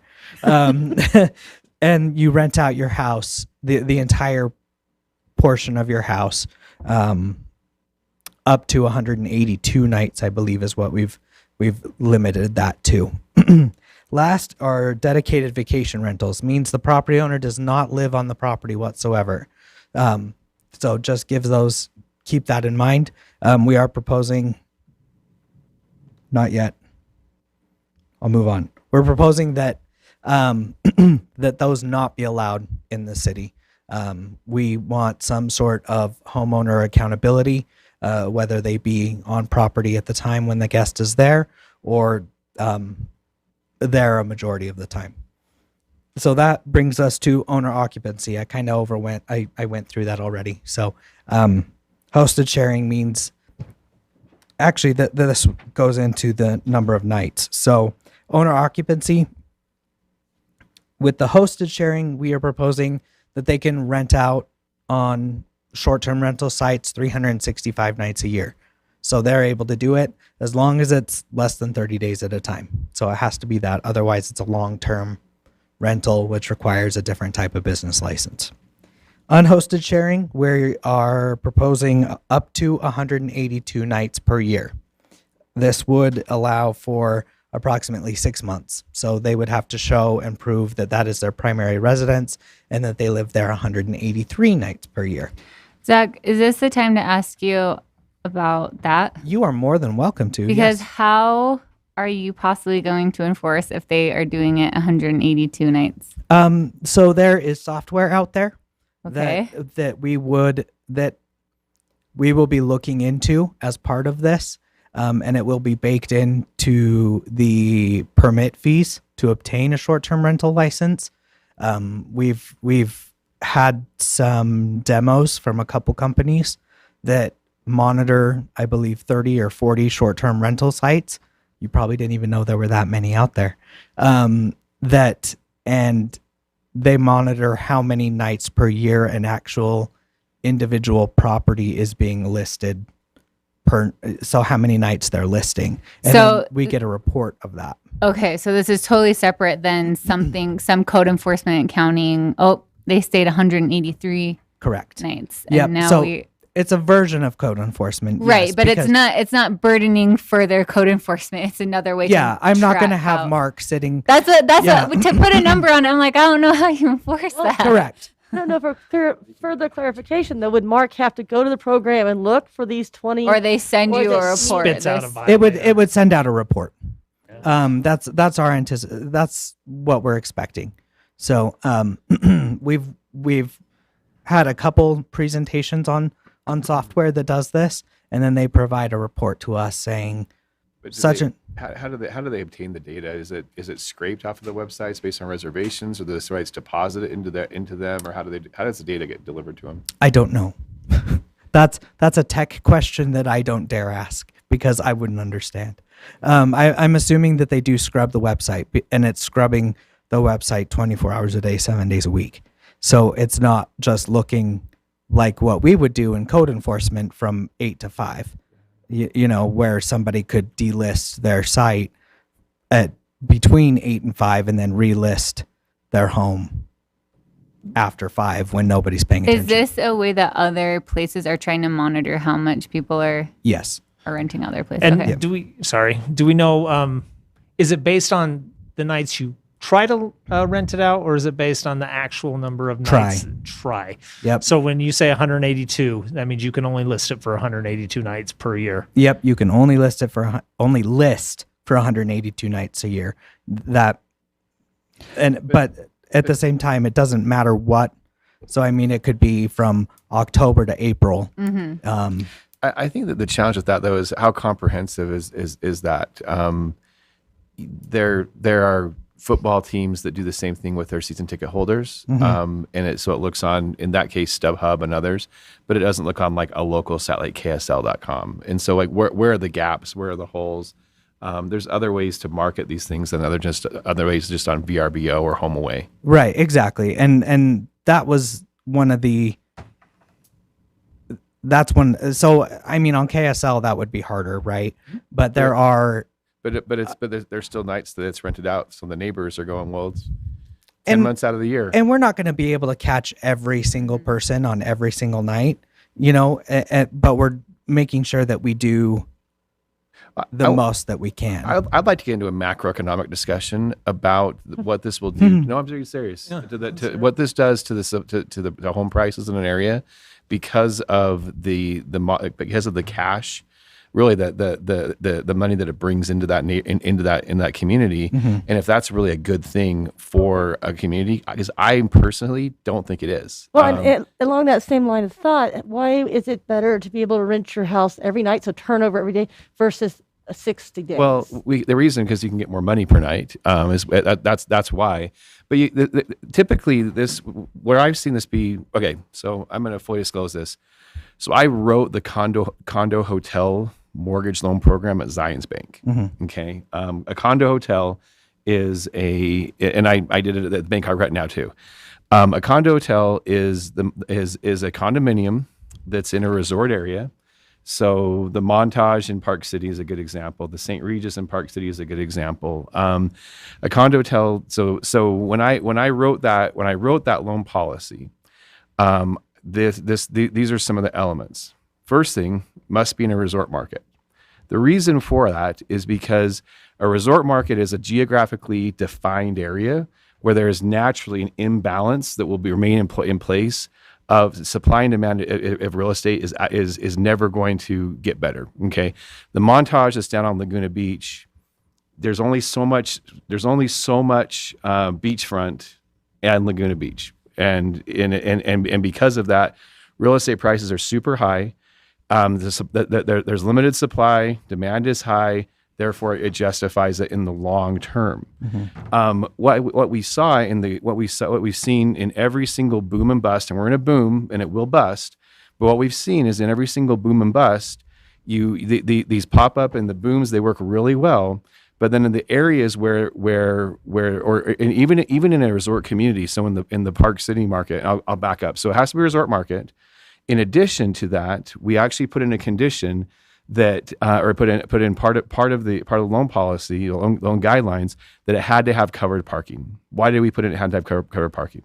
The reason for it was because we wanted it to be a true resort. Okay, because so we weren't lending to somebody's house in some dumpy condo somewhere, because what will happen is when the very first time that, well, I shouldn't say the very first time, but as the economy cools, the demand for these rental properties will go down, and all of a sudden people who bought real estate based upon thinking that they're going to receive income from this, well, all of a sudden the income isn't there, and now they're in a spot where they can't afford to make the payment, so we didn't want to lend it. We didn't want to lend the banks money there.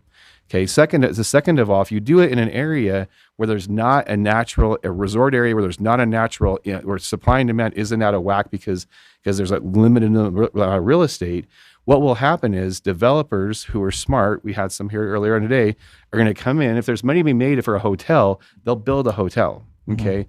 So St. George is a good example. We'll see what happens over the next 10, 15, 20 years. My bet, an area like St. George or Bear Lake, that right now, everyone's renting out their houses, the real estate's super high.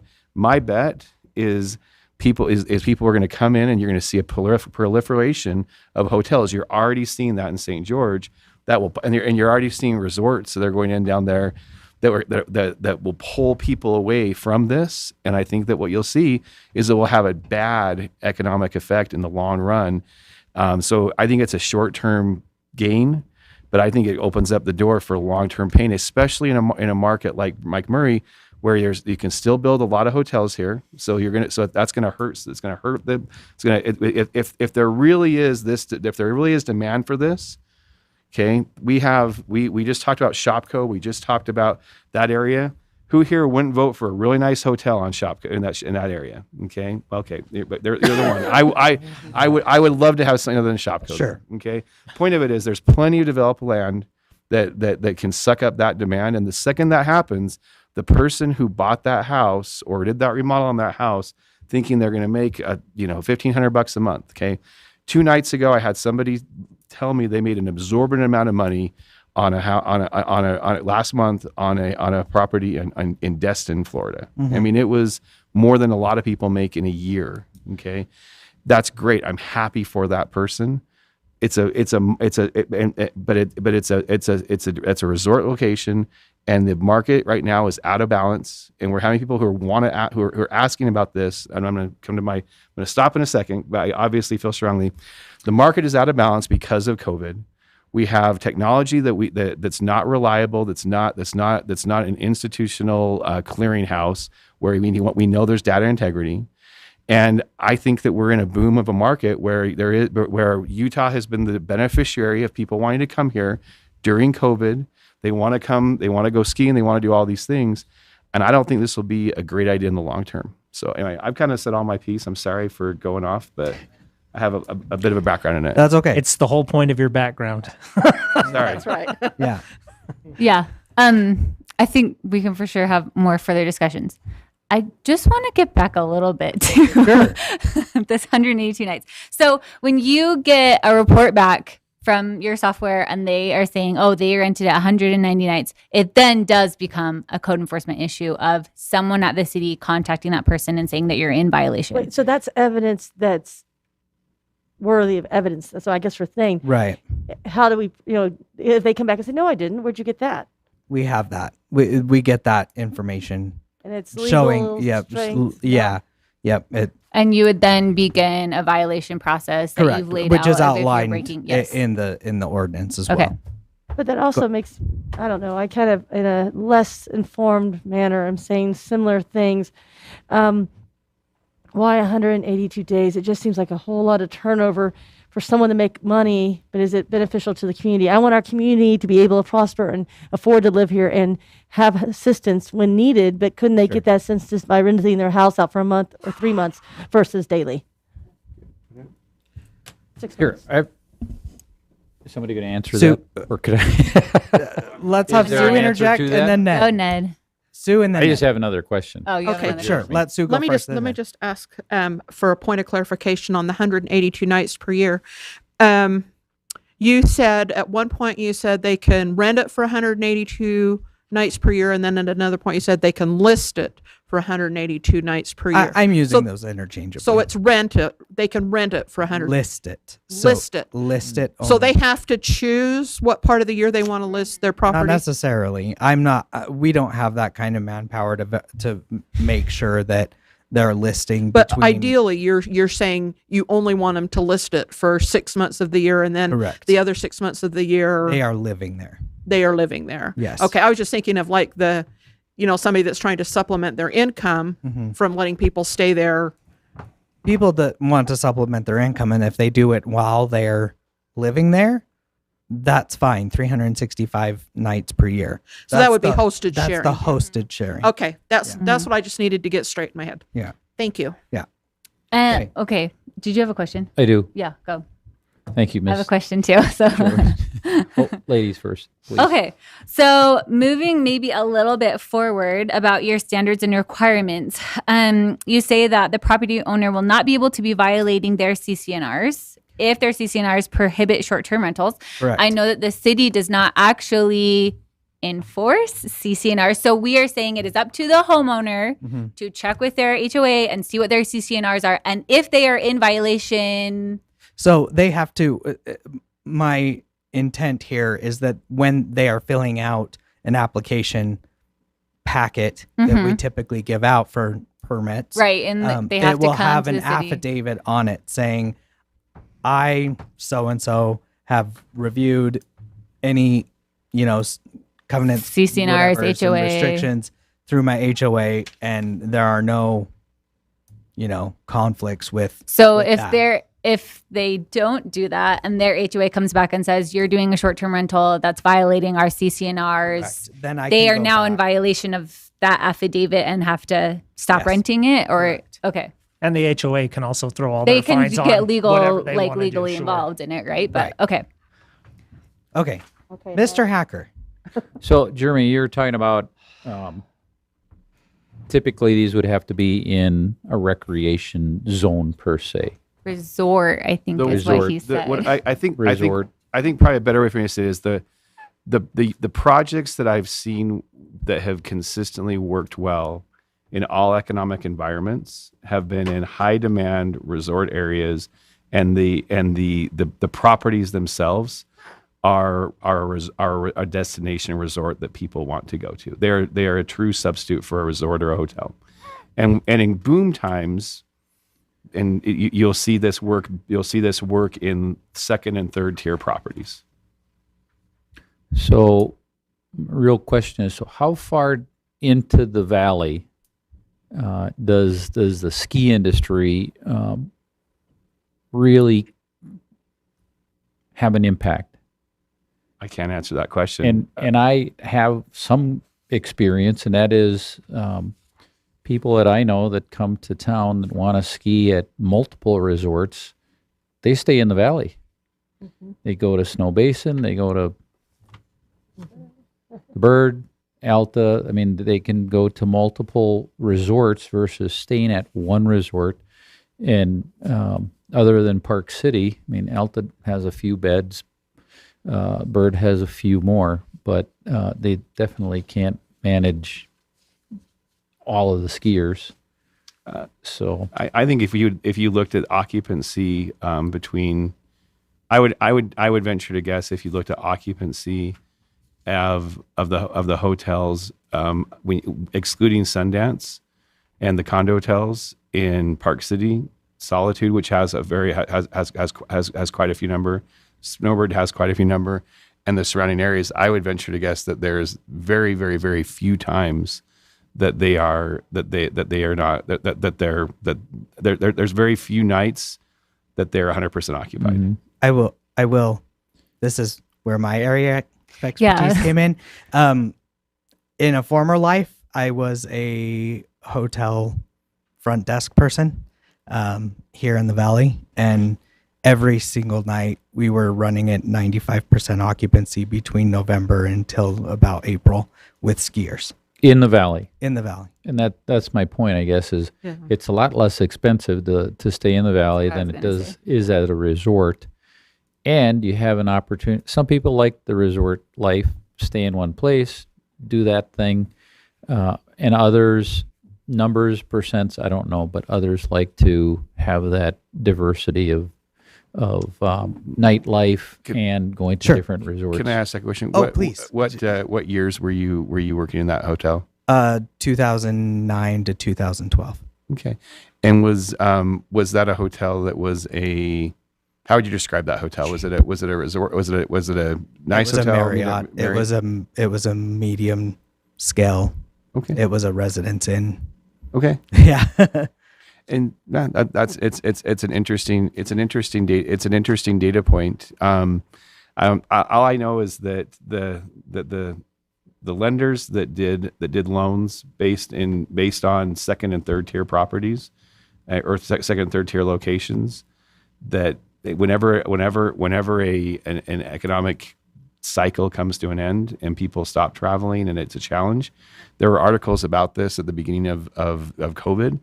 The folks that were in those homes had a really tough, who bought those homes based on investment and speculation, had a very difficult time. And so I worry one of the key components of the Dodd-Frank Act is it established the ability to repay standards for mortgage lending.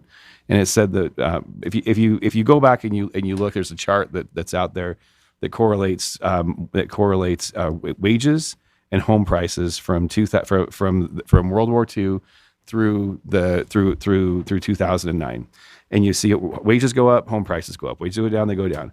In the mid 90s, you see it detached, and home prices went sky high, and wages stayed where they were, and it was because stated income loans, no-doc loans, liar loans came into effect, and the price of homes became based on, instead of wages, it was speculation, hopes, wishes, and dreams.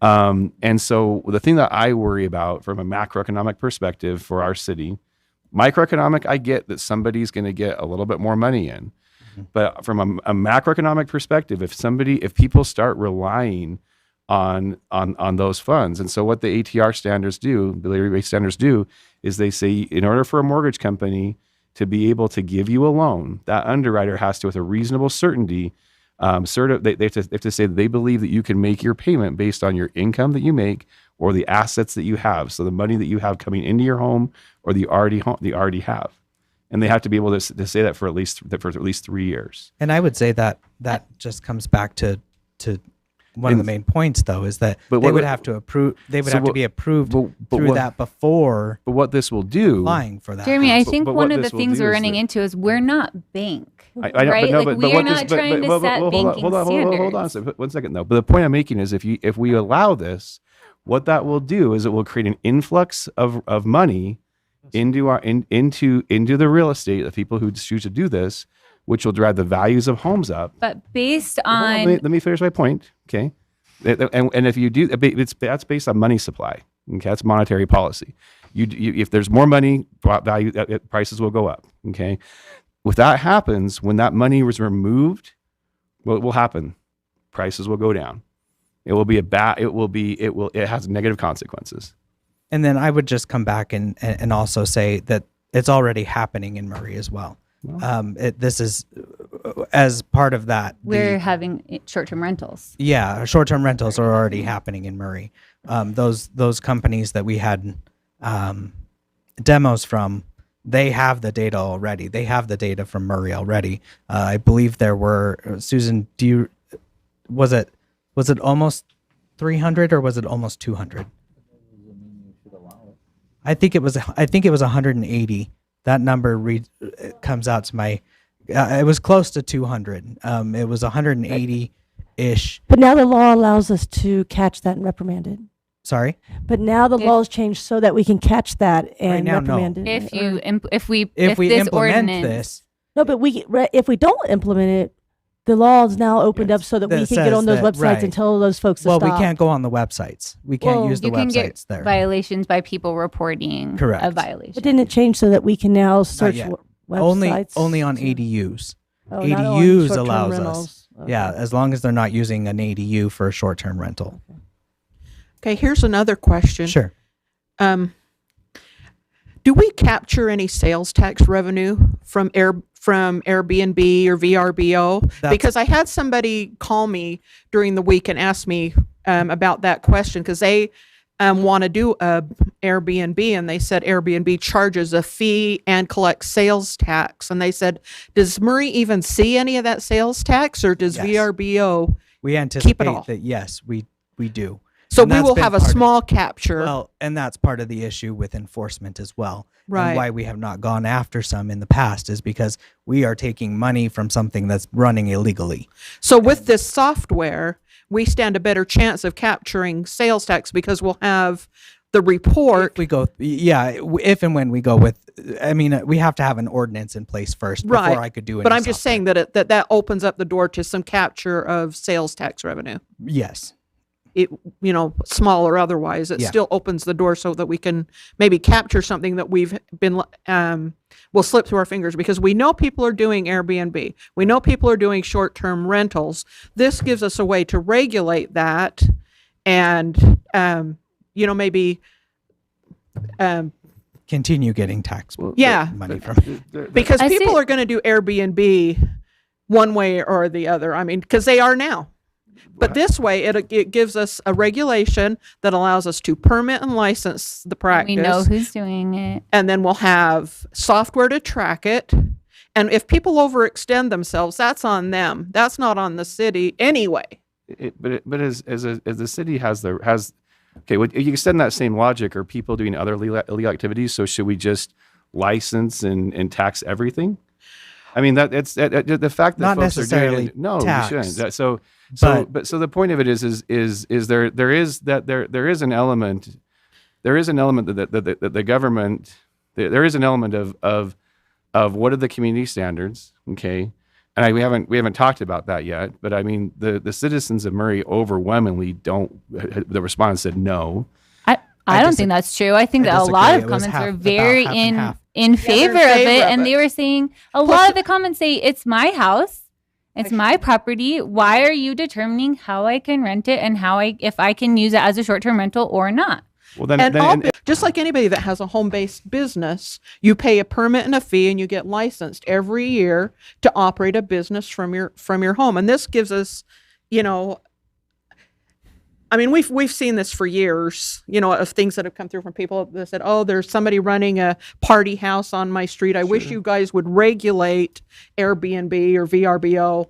Vacation short-term rentals. We wish you guys would come up with an ordinance for that. And so that's why I think this is really well written to do what we've been asked to do for, I don't know, quite a while since. And in response to the public is asking for this Yes, too. right.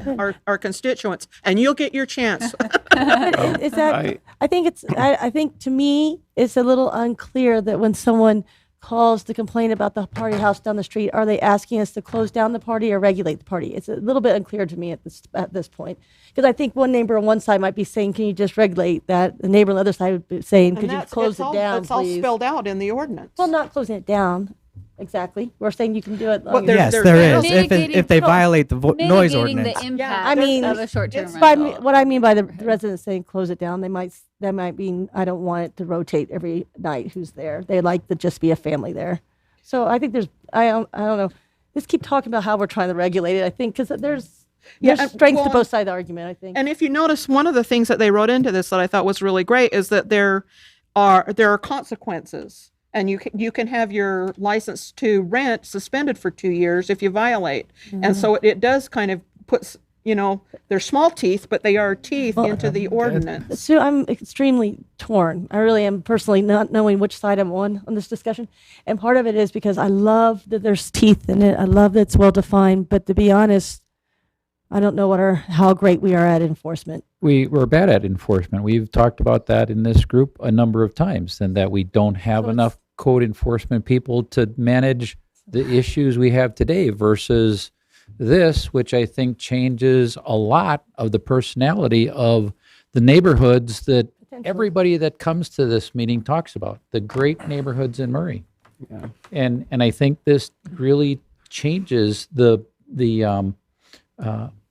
feeling of those neighborhoods. Even if the people renting short-term B&B for whatever, one night, 3 a week, maybe 2, even if they're good hosts to the property, it's still changing the neighborhood. People you don't know are now living across the street from you. So to me, the fact that we are already arguing so much since we've even gotten through it makes me wonder if we consider making this step in Murray, if it should be hosted only, if we're making that step. I don't know. I can get behind that. Yeah, hosted only, because then it does maintain the neighborhood feeling more likely. That's okay. I was just going to mention about the code enforcement. I think it's a little unfair to say we do a bad job in Murray about code enforcement. I don't think we're proactively going out and doing code enforcement.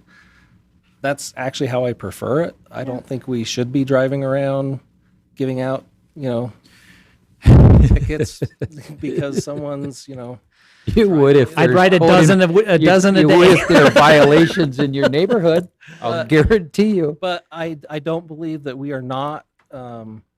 When someone calls up about a code enforcement, I believe we're going out and checking Yeah. on it. Yes. And I think if somebody has a short-term rental and the people are being loud, they're going to call Murray City, and Murray City will respond, and then they will end up with one of these violations. So I think the fact that, I don't think it's an argument to say that we're not going to enforce it. How it's going to be enforced is my neighbor's being loud, I'm going to call, Murray City is going to respond. If Murray City wasn't responding, then I would completely agree. But I don't think we have instances where Murray City is not responding to a code, a call about a code violation. Maybe a call, but there's plenty of code violations out there that maybe we should be actively looking for and trying to fix. Yeah, I would disagree. If it's not bugging my neighbors, then It's a city code. Why? Okay. It's But like but we are not talking about. it's part of it. It This is. It is part of it. Yes, but we'll end up with. yes, exactly. And so I'm gonna kind of bring it. You have more back. slides, right? Yeah, You I do yeah. have more slides. thought this was the last one. I haven't even finished Let's this keep going. presentation yet. And I haven't even opened my mouth yet. I so- know you haven't. Okay, so You better let's get go. another drink. Let's move on to parking. I'm sure this will bring up a whole host of other things. So every dwelling in the city requires at least 2 off-street parking spaces. So what we're recommending is that depending on the STR, so this would be part of the permit process, they have to tell us how many bedrooms that they're going to be renting out. And that's going to dictate how many parking they have. So for example, if there's a 2-bedroom hosted sharing unit, meaning they're living on property, they're required to have 2 required spaces. And if they're renting out 1 bedroom, they have to have a 0.5 units, but there's a minimum standard there of 1. So if it's 0.5, you're required to have 1 additional space. And so looking down here at that's renting 1 room. Second example here is a 4-bedroom unhosted sharing. So they would be required to have the 2 off-street parking spaces that's required by the ordinance for single-family homes. And then 4 bedrooms at half a space, that's 2 additional spaces. So they would have to have a total of 4 off-street parking spaces for a short-term rental at that. And it really doesn't matter either way, hosted sharing or non-hosted sharing. If it were 4 bedrooms that they were renting out, they'd still have to have those up to 4 additional spaces. Can I still park on the street though? It's public street. Yes, because it is public property, you are allowed to park on the street, but the host is required to designate those additional spaces for you to park. So the host And can it's- park on the street. The and host make can park on the short-term street. rental people park in Yes. their garage. Yes, that is correct. But it is public property, like by Commissioner Ney has said. So anyone can park on the street. Okay. So, just a couple other regulations that are of importance. Urgent response. So they have to provide us with a contact, either them or a representative that's available 365 days a year, all day, all night, that is able to respond within 1 hour of our phone call. That's really important. Was pretty clear across all the standards anywhere. A nameplate. This was actually suggested by our attorney's office. Yeah, this is unusual. Yeah, I feel like it's a I've stayed small- in lots of Airbnbs and I've never Yeah. walked up to a door that has a nameplate and it of how to wouldn't be contact very- someone. It wouldn't be very big. Okay. A maximum size of 3 inches by 5 inches. It's not big nameplate.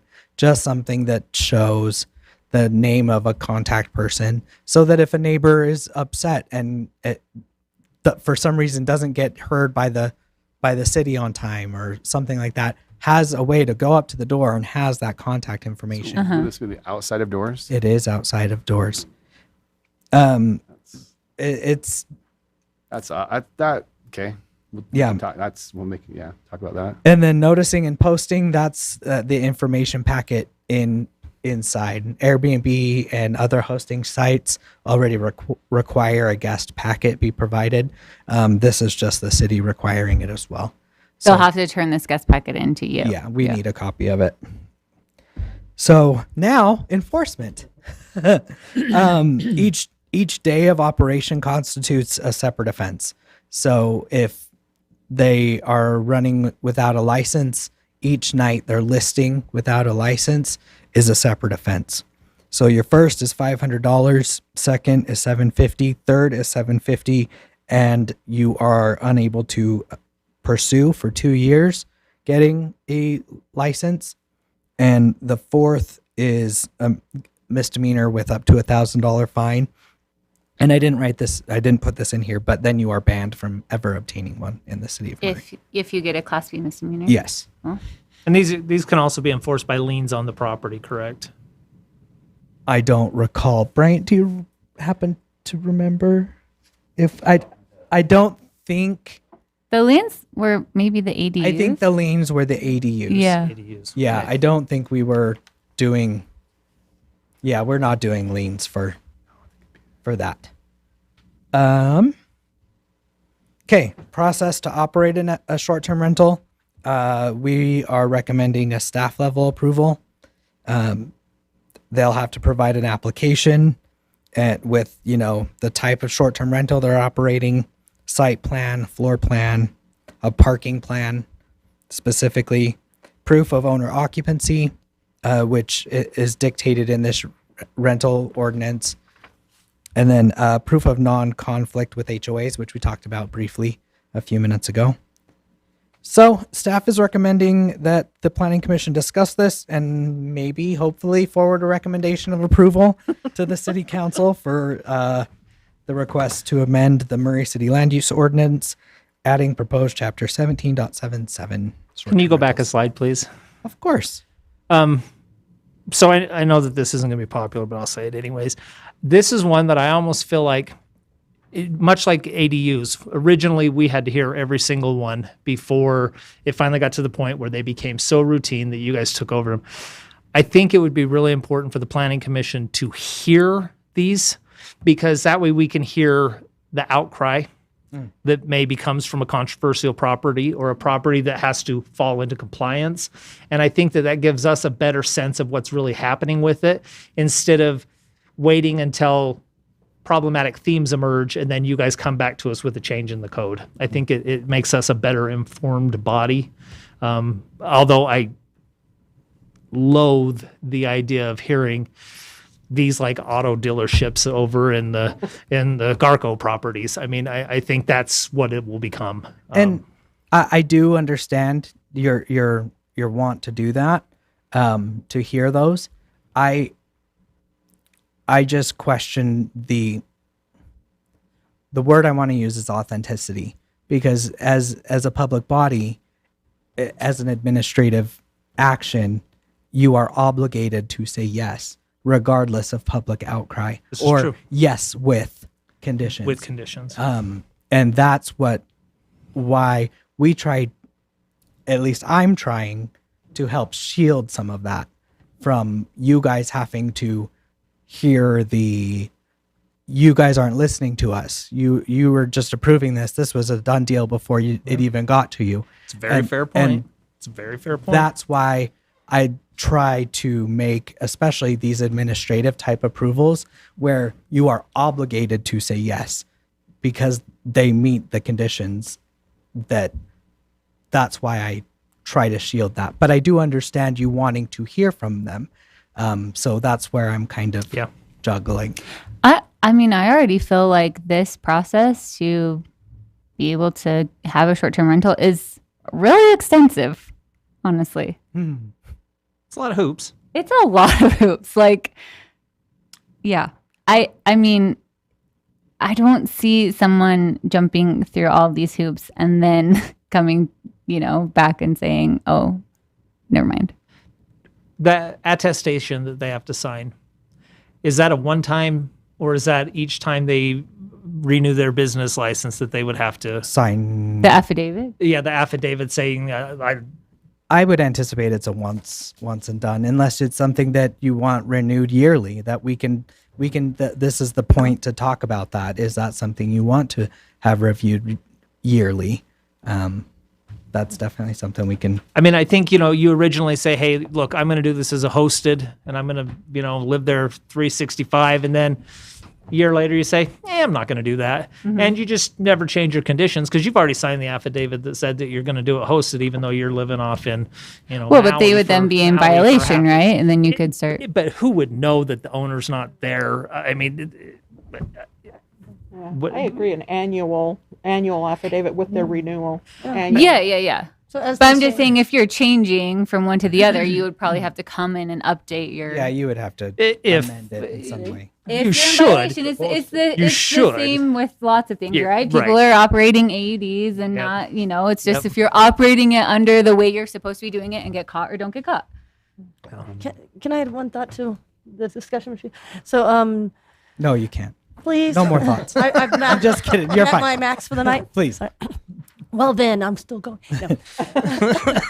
Travis was stating earlier about hold on a second. Oh, about the potential of putting this as something that comes before the Planning Commission, and then Marin's comment about oh shoot, now I forgot. Dang it! It should come in front of the Planning Commission potentially. Then you said. I don't know. What did I it's already a difficult process. Already a difficult process, and so why it doesn't need to come before us because the applicant probably wouldn't complain or wouldn't. I think, but to add to that conversation, bring it to the Planning Commission would give the public a chance to comment on how it's working as a neighbor, and that might be of some value. Well, but would they be coming? They would be coming before in the approval process, so not necessarily how it's working as a neighbor. They would be coming saying, "I don't want this," but you don't know how it's actually happening or working out, right? Typically that's how it would work. We Except the ones that are already correct operating right now. If I could make a suggestion, Zach, I think you've done a really great job putting together information. You've obviously studied this, so thank you for doing that. Yes. I don't think that I don't have enough information. I obviously have a pretty strong bias. I don't have enough information to understand what the long-term impacts would be.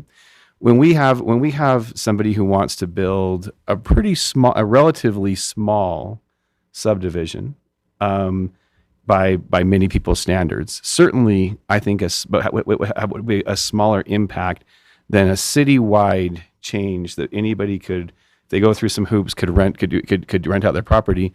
We require traffic studies. We require a lot of information from experts. I think that in order to really vet this, I think some type of data, some type of a study that shows in a comparative way over a long-term period, cities that are similar to Murray, not just in the last year or two, but over a long period of time, what it made this decision, what impact did that have on real estate values? What impact did it have on the neighborhoods? To Ned's point, this is a drastic change. I hate the idea of little placards on doors. I think that's just not attractive at all. But what is it done to all the things that the naysayers will say? Well, there's going to bring. I read about there's going to be drug houses and there's going to be crime, yada yada yada. Instead of people talking about colloquial, well, hey, it worked really well for somebody. Well, why don't we? This has been around for long enough. This is a big change. Why don't we get the information so we can make an informed decision? Maybe I'm wrong. Maybe I'm wrong. Maybe over the last 10, 15, 20 years, there's not enough money cash that gets generated from these to really dramatically impact real estate values in a city like Murray. Maybe I'm wrong. It certainly has in a city like St. George. It certainly has in other cities. But maybe my bias is wrong. Why don't we all take a step back and get more information so we make an informed decision? I think part of the reason to potentially not do that is that it's not that from a lack of trying. There's no data. There's no data. academic papers that are addressing it at this scale. They are looking at resort towns. They are looking at rural areas, but in suburban areas, it hasn't been studied to that degree. It's what I've been looking at for the past year. I'm looking for these studies. Well, I'm looking for this. Then I guess my response is I don't want to be the test study. I don't want to be the test case. Let's let someone else figure out if it's a good idea or not. Which I don't think you are. We're not being a case study. But if there's no predictive, if I can't look and say this worked really well there's a suburb of in La Mesa, California, okay, which is relatively close to the beach. Housing is probably relatively close to the same average price as Murray.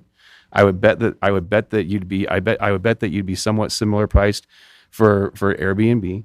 How's it worked? How's it worked in a community like that? And then it's not right on the beach. How has it ebbed and flowed? I would want to know how it's worked in a similar type community. Sure. And then also there's the second option is that we don't control the budget. And in order to do a study like that, the city council would have to make that decision that they would want that study done, and they would have to appropriate those funds for a study to be done like that. I mean, it's just my opinion, but I don't think I have enough information to make and have an informed decision. So what did you have I was just going to ask Zach. I appreciated you including this information that showed the cities that allow Airbnb. Did you happen to discuss this with any of their planning departments or anything and just kind of get an impact? Some of them I have. A lot of them, especially North Salt Lake, where a lot of this code was generated from. That's where I originally took. I took from their code and then I worked from there. Has seen a positive effect. They've seen a lot of people come in and actually get permits. It is significantly different. Their code is significantly different than what I've drafted here. What about Sandy? A lot of people had comments about Sandy's recent adoption of short-term rentals and seemingly a lot of success. I haven't had a conversation with them, mostly because I fundamentally believed it would be way too much staff time on how they monitor it, because I don't know if they have like 6 months, right? No. So, well, they might. I apologize. I haven't looked at that in a little bit. So, but they only issue a certain number of permits per council district, which is then you get put on a wait list until it's done, and verifying that is staff time that I don't think we could dedicate. So I didn't reach out to them and actually have a full-on discussion with them. So let me tell you some of my reservations with this, or probably my biggest reservation is that it's housing policy in general. And, somewhat to Jeremy's point, this is taking what would normally be property that would be developed as accessory dwelling units, and it's taking them off of the market. It's not doing anything to stabilize the neighborhood proper. So when I have a new person in every week, it's not somebody that lives in my community. It's a different person every week that's coming to my community, visiting my community, and leaving my community. And I think over long term, what's going to solidify opportunities for housing in the city is not allowing that. It's allowing grandma to rent out half of her house to someone that's going to be there for 6 months or for a year or for 2 years. And I think that we take those opportunities away for short-term gain. You're going to make more money doing the short-term rentals, right? I get that. But I think that by having stable and consistent people in the neighborhood, that's what builds healthy neighborhoods. The turnover doesn't add to that in any way, shape, or form, and that's what I'm really struggling with. I agree to a point. This is, we won't go there. So I would say that you are right to a point, but you still have that stability of, if it's for example, if it's hosted sharing, you have somebody that's still living there. You still have your neighbor there, that you can go to and talk to and say, hey, you have a lot going on here. Technically they could come back and say, well, it's my property, I'll do what I want. But at least in that instance, you still have kind of that stability. In unhosted sharing, it's a little less. Yeah. And that's specifically why I have written out that dedicated vacation rentals, where you have a vacant owner that's just not there, not allowed. Because I think this proposal would allow for some people to supplement income or generate some income. I think hosted sharing is a whole different conversation. Yeah, it's I a agree. whole different I agree. conversation. I agree. So here's what I'm thinking at this point. I'm wondering if we want to table this and have maybe set up a separate time when we can discuss this in more detail. If that's definitely up to the commission, I would probably. I guess I'm confused about what further information you'd be looking for from staff. I have to say, though, I agree a little bit. I know I come into topics with my own personal feelings and opinion, and I try to set that aside when we get to the topic and look at the objective data. And I don't think I'm perfect at that, but I attempt to. And I kind of wish we had a little bit more objective data at this point. Just like, for example, one objective data, we have 600 people to apply to the survey, which is awesome. It's a huge survey for us. That's great. But at the same time, we're making a huge change potentially in our city as a whole of 50,000 people. And is that the 600 people that have already been renting out? No, a lot of them were against it. Is that the 600 people that live next to the people renting out? It's the 600 people that saw the survey and had an opinion and had And strong filled enough out opinion that the- they felt like they should took fill the it time out. to fill I mean, and we genuinely I just wonder we marketed the survey, and so there's just one example of data. I would like to have a bigger pool of residents participating in the feedback. It'd be nice to know. they do know that this meeting was happening. I know we always let them know, and we still get a small percentage of participation. I understand that, and it's a pie in the sky dream, but in like data on do banks, when they offer you a loan, consider this an asset, and will consider giving people larger loans for these houses that later they can't afford the house. Just a little more data, numbers. I do have some of the same reservations that have been expressed. I don't know. That's entirely up to the commission on what they want to do. I feel like you've done a very thorough job. I think you've presented us with a fair amount of data. Now, is it hard academic data? No, but I also understand the struggles with trying to find that data.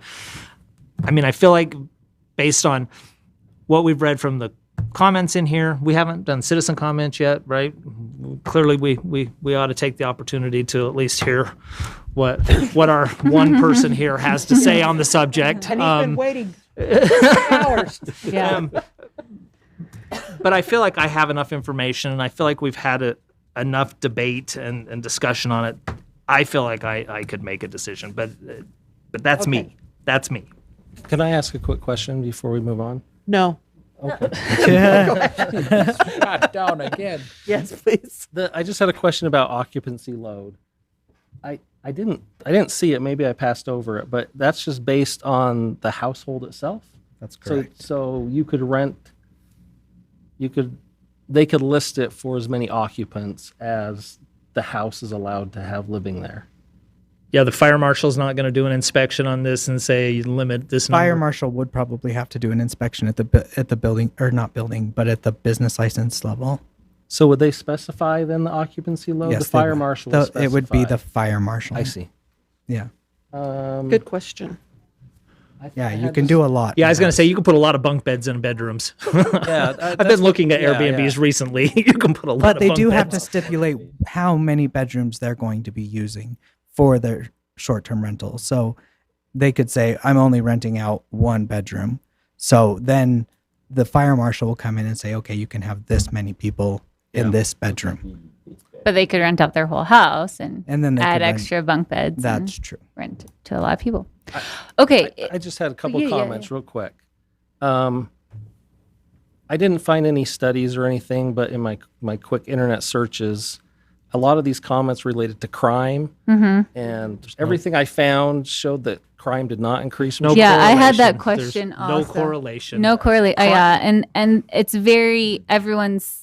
Yeah, crime was really one of the most comments, and I'm like, but it's not. How are you equating short-term rental to increase in crime? It's hard to link. I will just say real quickly, just as a side note, crime in the country in general is rising. Yes. Yeah. It's And not just in Murray. crime. Yeah. Yeah. All crime, even violent. Even violent crime's going up now. has been increasing. So Also, the things I looked at said that property maintenance usually increases on short-term rentals, so they're actually maintained better. And I think it's not fair to compare the rentals down in St. George that are not owner occupied at all to what we're talking about now. I think we're comparing apples and oranges. These are not going to be bought as investment properties.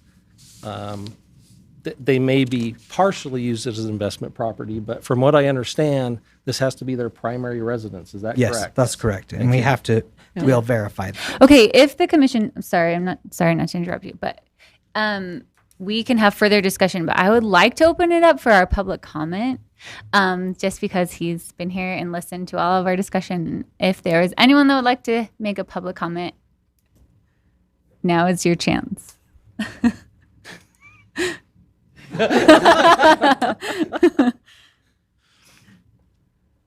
And thank you for being here and waiting through all of this. Sue probably has a time limit for him, though. Pardon? How's the commission doing tonight? Last time y'all talked about Airbnb, I think it was an informal topic. And Phil Markham, I think, at the time. Oh, sorry. Will you state your name and sorry. address for the record? Thank you so much. Alexander Teamsma, 10 West Miller Street, District 1. Yeah, like I was saying, the last time y'all talked about Airbnb and short-term rentals, it was a while ago, I believe. And I remember that it was summarily dismissed back when Phil Markham was on. I think that it was him that kind of chuckled and said, we can go back to this later. Very grateful for all the work you did, though. Jeremy, it seems like you are my new adversary. We can be friends, but we can also have a difference of opinion, or maybe we can prove each other's biases to be incorrect. And I appreciate that you want to seek out objective data as opposed to relying on anecdotal evidence. So it's very cool. Yeah, I'm very appreciative of the time that all of you are putting into this, especially Zach and Jared and Melinda, except that they're nowhere to be found tonight. I know that Zach has been working very hard on this, and he has been periodically receiving emails or phone calls from me asking what's up. And he's been very patient and diligent. And I can say that the time and effort that he has put into this ordinance is more than adequate to provide the commission with all the information that they need to make what I feel would be an informed decision in the best interest of the city. If you look at the survey alone, I believe it was 59% of residents were in favor, and that would mean that 41% were not in favor of Airbnb in general. But for what it's worth, the majority of the city is in favor of Airbnb. And I am one of those who is in favor. I was operating an Airbnb out of my home with my wife. We bought the home because it lent itself very well to being a Airbnb short-term rental type property.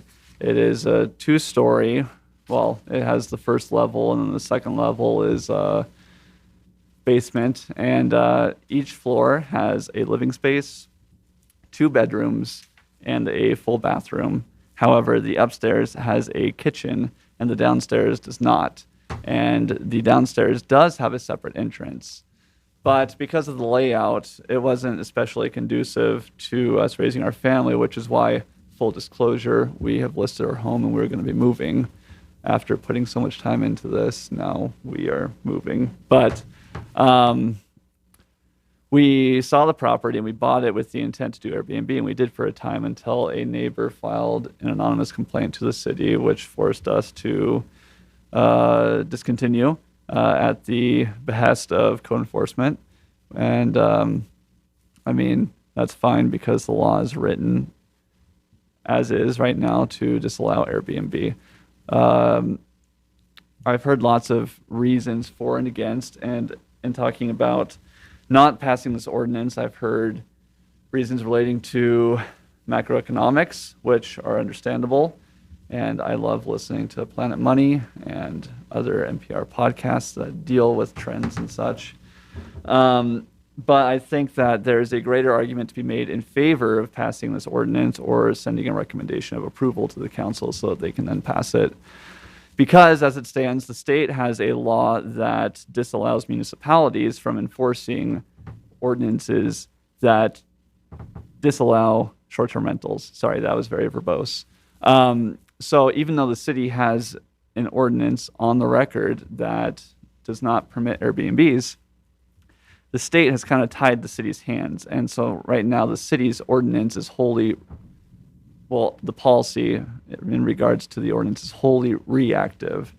So as was the case with my wife and I, the city can only act on complaints that are received from citizens. And I think that, speaking to the point of being proactive in regards to enforcing ordinances, it would be even better if the city were proactive in putting forth standards and expectations for operating short-term rentals. So then residents who wish to do so have an understanding, and that would encourage transparency as opposed to just trying to fly under the radar. I know I've already gone over 3 minutes, but I hope you're okay with that. And I'd rather that we just throw Robert's Rules of Order out the window for tonight. Can I ask a question? Yeah, I would love a question. When you were doing the Airbnb, were you in the home? Yes. And so, I mean, the whole reason behind it is kind of like why the complaint was filed is convoluted, and I carry my own biases, but I can try and present what happened as objectively as possible if you care to know about this one situation. Okay, give me just a second.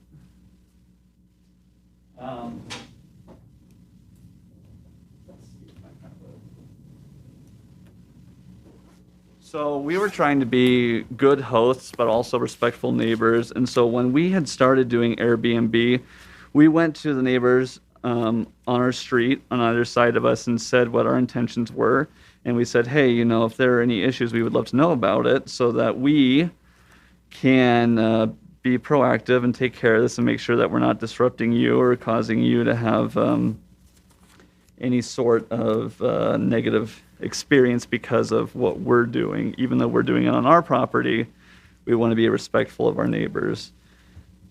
And so, here we go.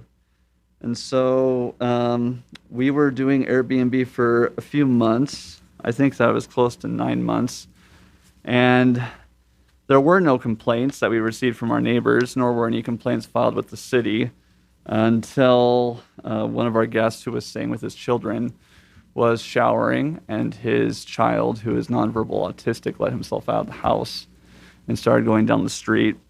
And so then our neighbor noticed that this child was unaccompanied and didn't recognize him. And so she thought that it would be in the child's best interest to restrain him so that they could try and find the parents, right? Which is totally reasonable. But she didn't know that he was nonverbal autistic. And so they called the police to let them know. And the police came, and the report reads, here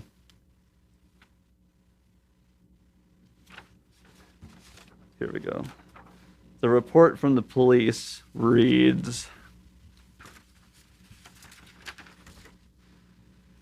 on August 26, 2018, I was dispatched to 6 West Miller Street on a found person. The complainant stated there was a small boy that would not talk walking around on the street.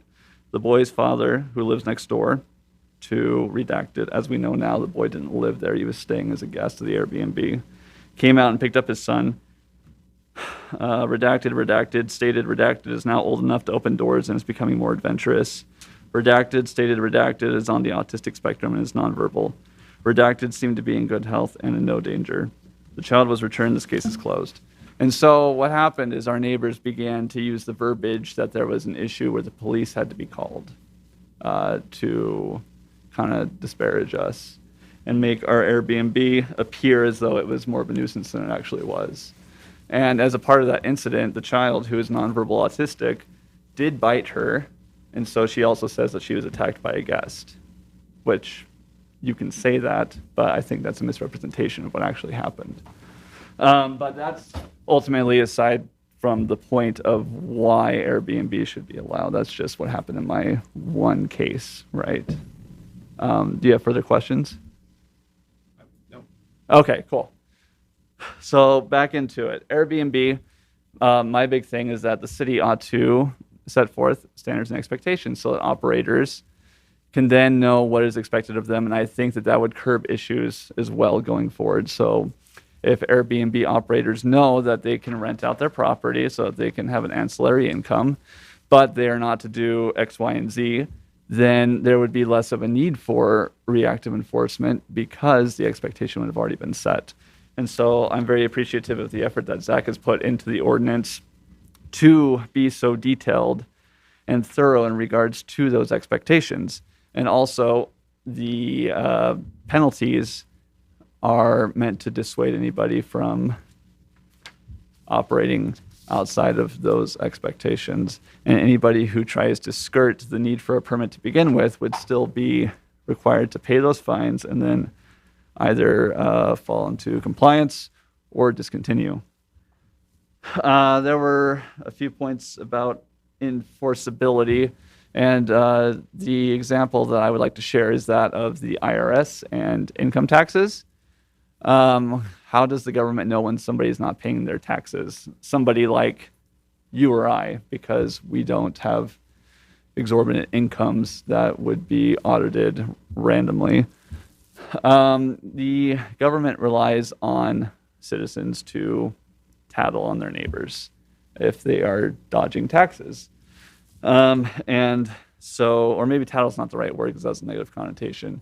But if there were issues with the minutia of this ordinance and a resident that is operating their home as an Airbnb, if it's not bothering the neighbors, then so be it. But if it were bothering the neighbors, then of course they would take it to the city. And so you don't necessarily have to rely on code enforcement wholly. You would rely on the neighbors who are the ones that are directly impacted by any negative consequences.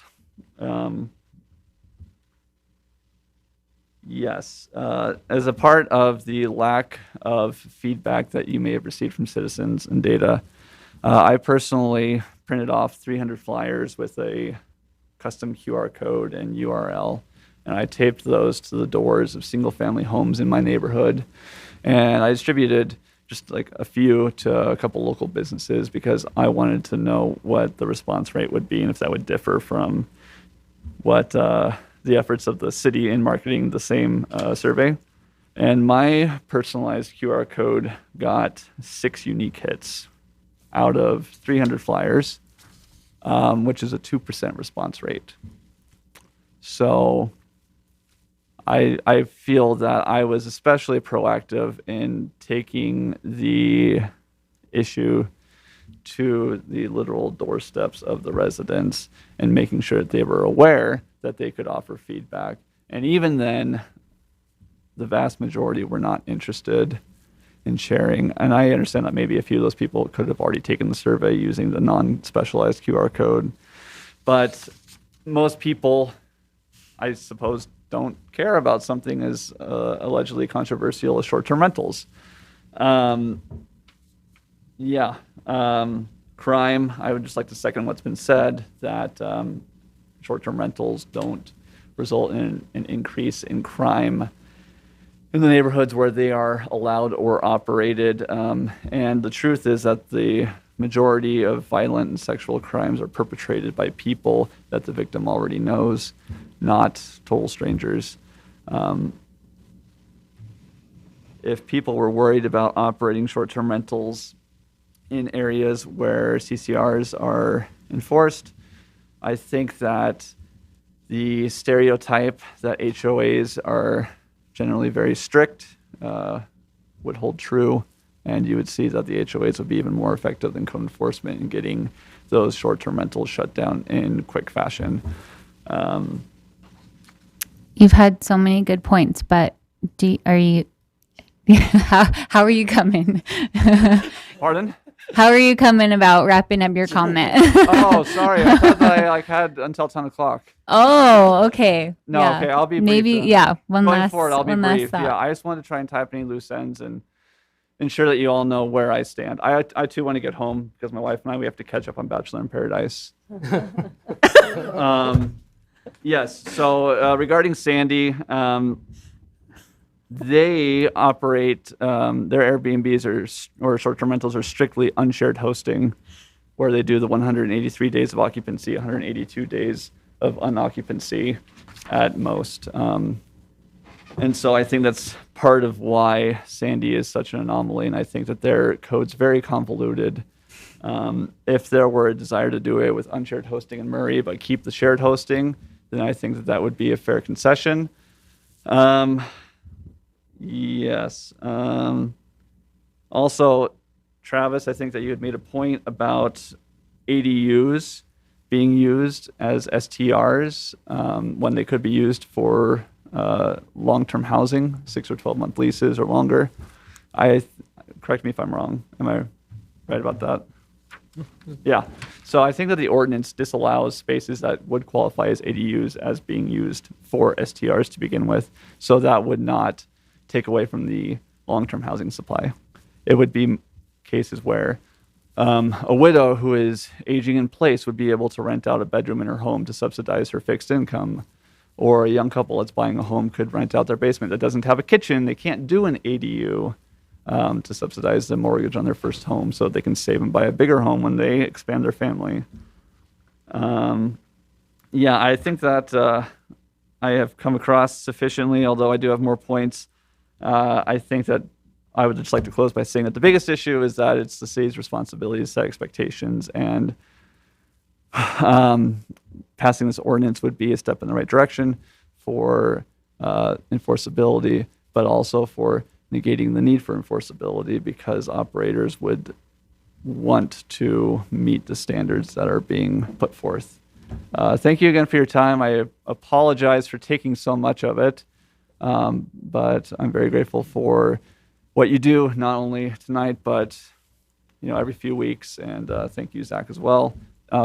Do any of you have questions for me? If not, I understand. Any questions? Thank you so much for your comment and for your involvement in this and your participation here tonight. We're always grateful to have the public who is an active part of these meetings. That it really adds a great dynamic. So thanks so much. Yes, absolutely. Also, really quick, I think that if we did allow Airbnb, I was a little bit confused about what you were saying about hotels, but Airbnb serves the same purpose as hotels. And so I'm not quite seeing how there would be an economic driver for incentivizing more hotels to build in Murray when the supply has already been increased by Airbnb.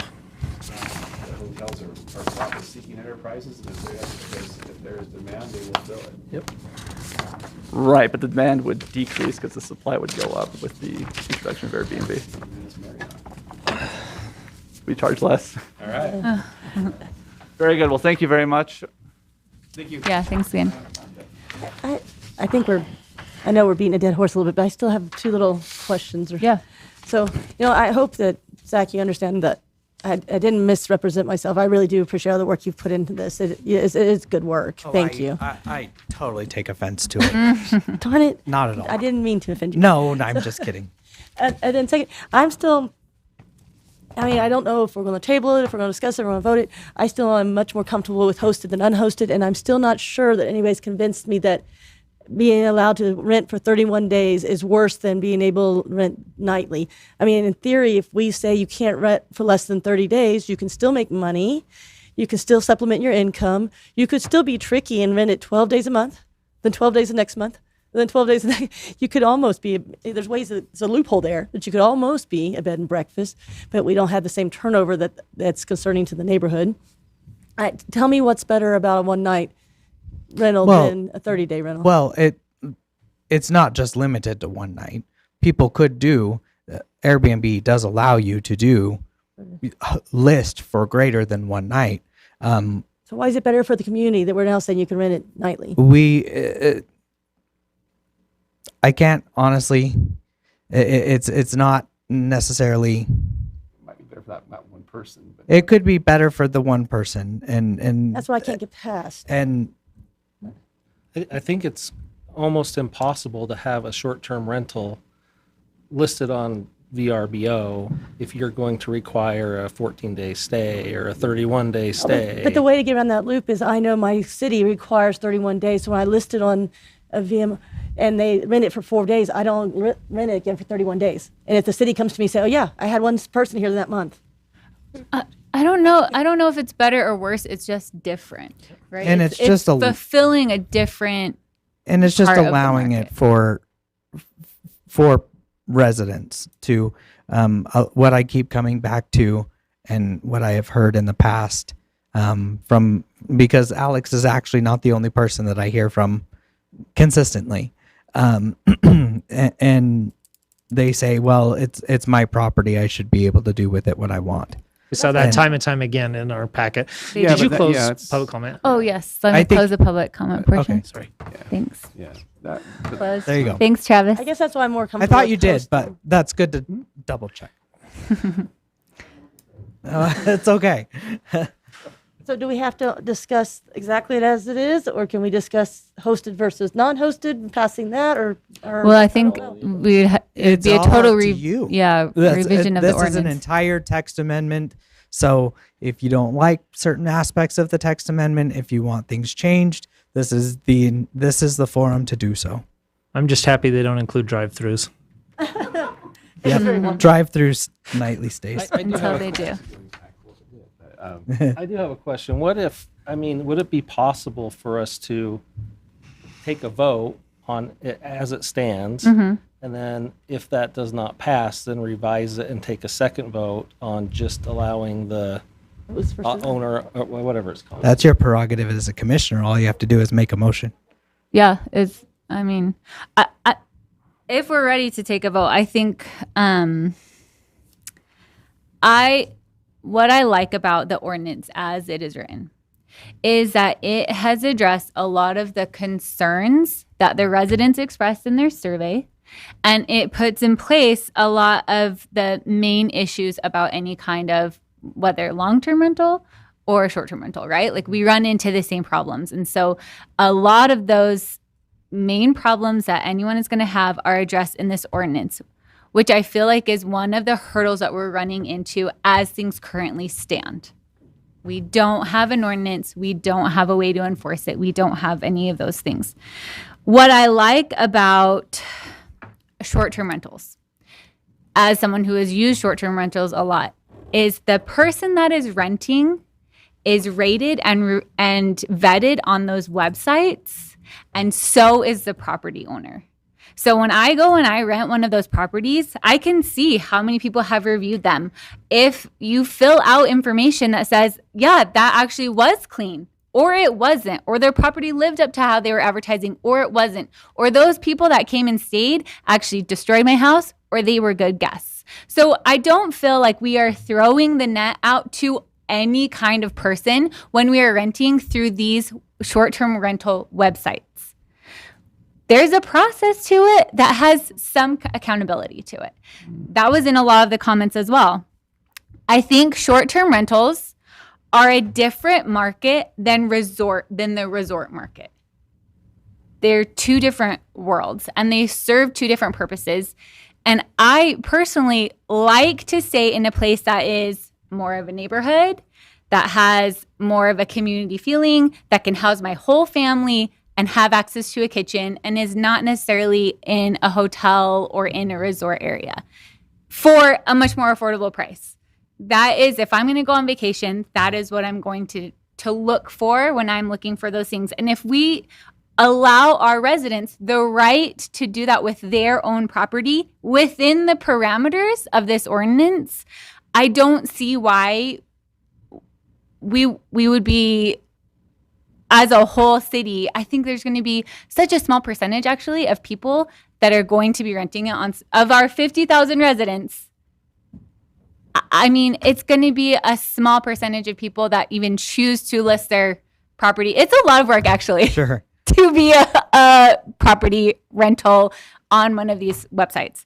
So I don't see why we would not allow the people that want to do it and are going to do it by the ordinance, and they're willing to go through that whole list of hoops that they're jumping through, let alone the whole list of hoops that any of those websites require of them also, and say, here's the parameters that we're saying that you can do it in. You have the right to do this to your own house and your own property if you follow what we've set forward.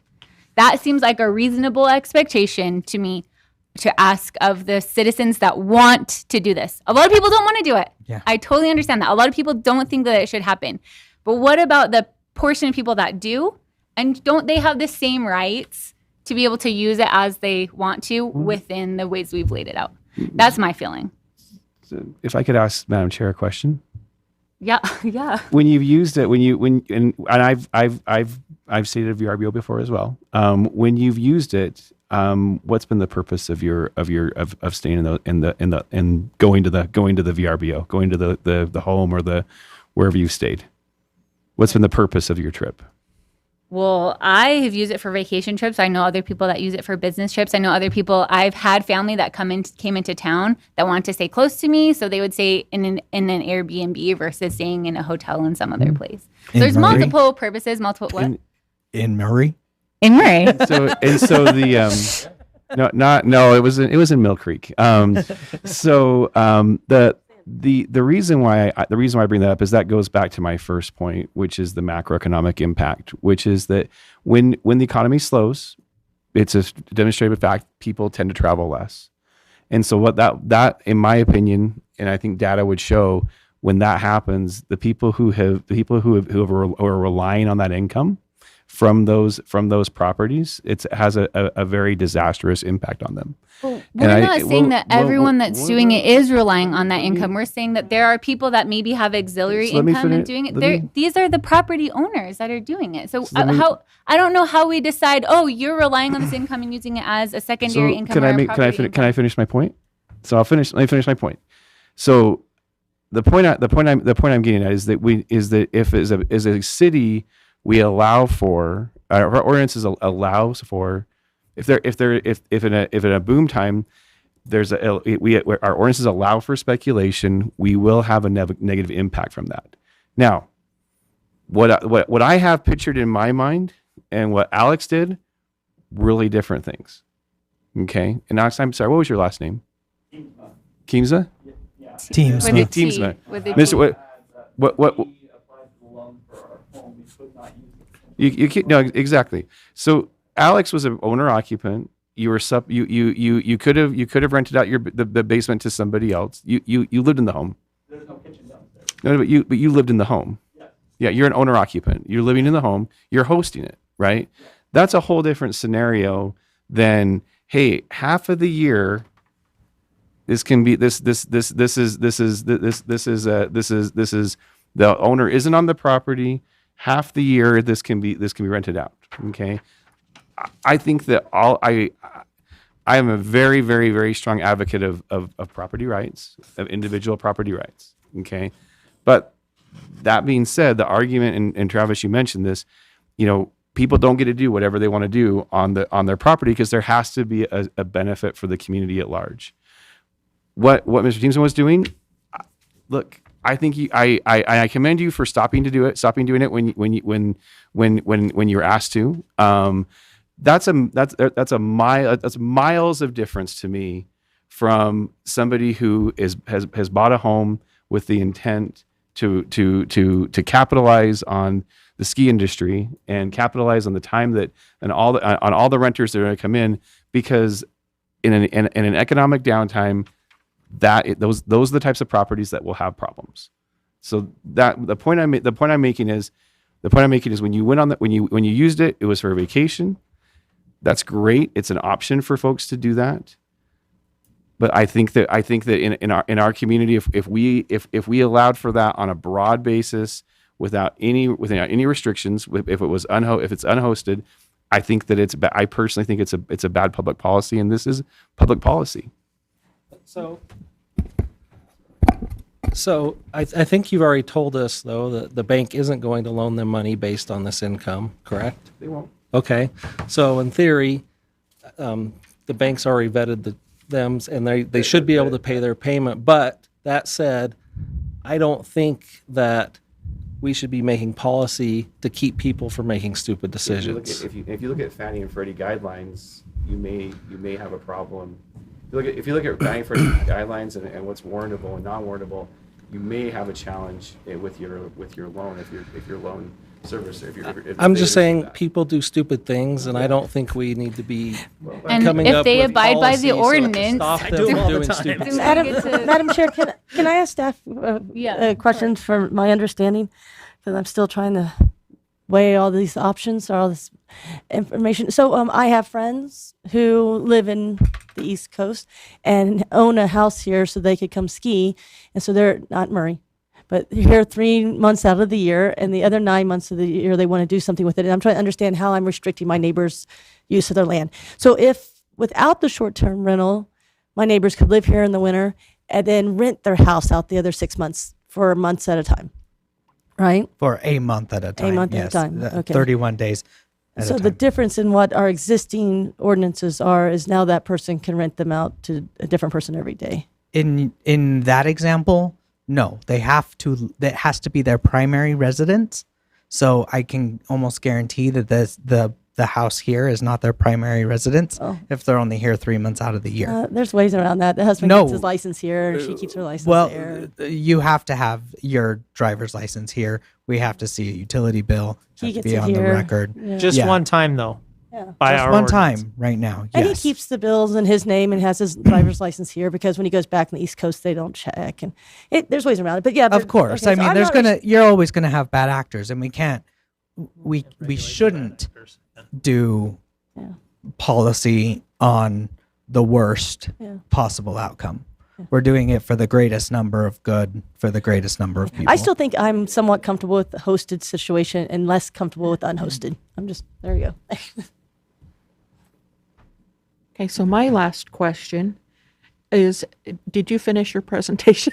I did. Did we interrupt you too much? Yeah, I got the recommendation out. Because I kind of spit it feel out like, and then I sat down. okay, because I kind of feel like we're at a point where maybe we should just take a vote and see where we're at. Yeah. Is there any further discussion, or are we ready for a motion? Well, we'll see if we're ready for a motion. Yes. Let me reiterate that too, that no matter,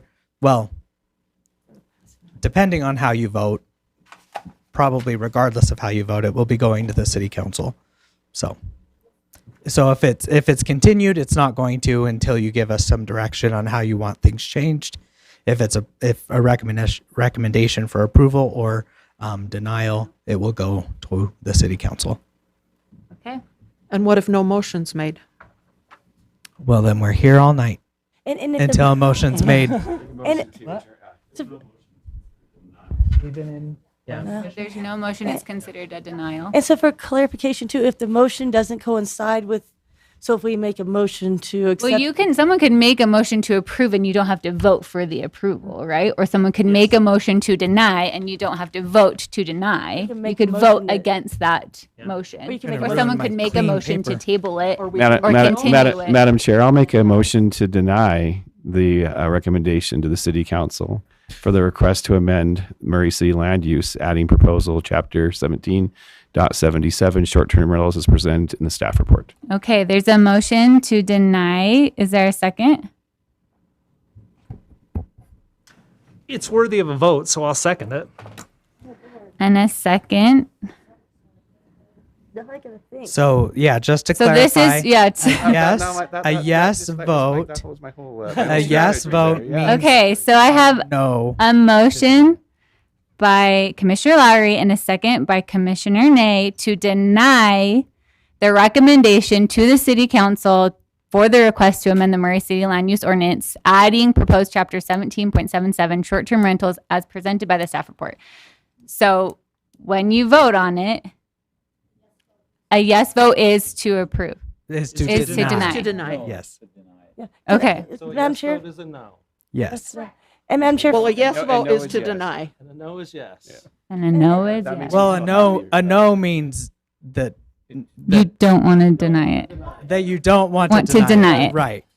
But it doesn't But there's approve it. ways to But it doesn't amend approve the it. ordinance. Yes. So Madam Chair, for clarification, if the outcome of this is, so we're voting to deny. If we say yes, the vote's to deny, then it goes to the city council and The recommendation With our of denial. denial. recommendation is denial, but they could still go either can do way. whatever They can vote on it also. So that would, so just saying we deny it would end the topic. It goes on. If,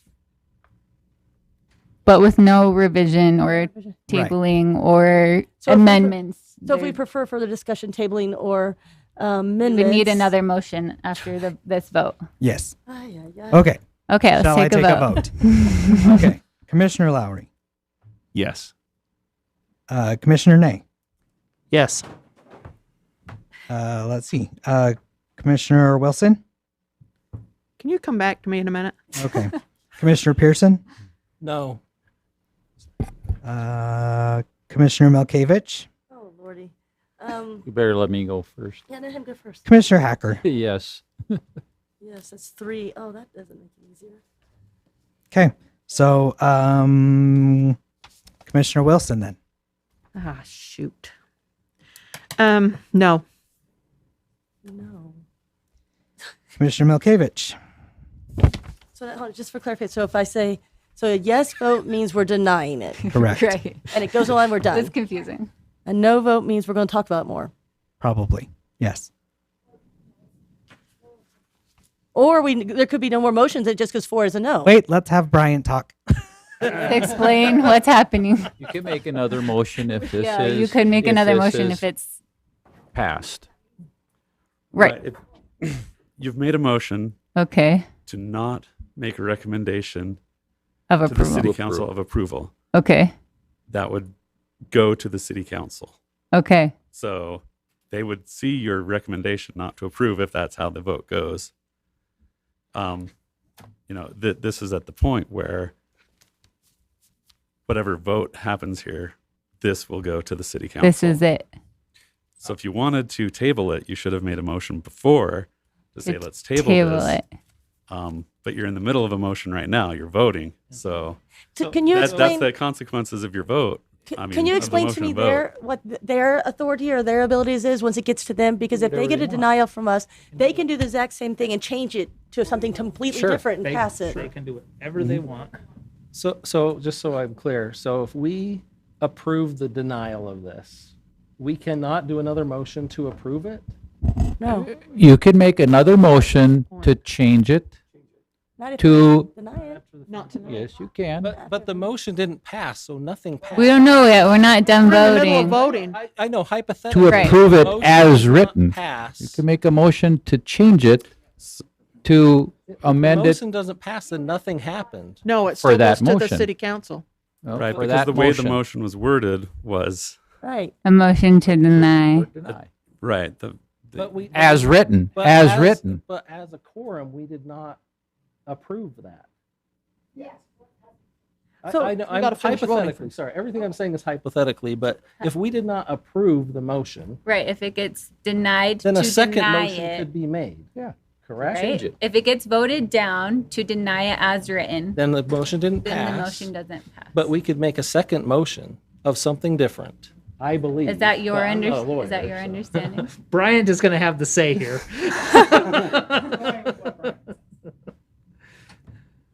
You're earning your keep tonight, Brian. Yep.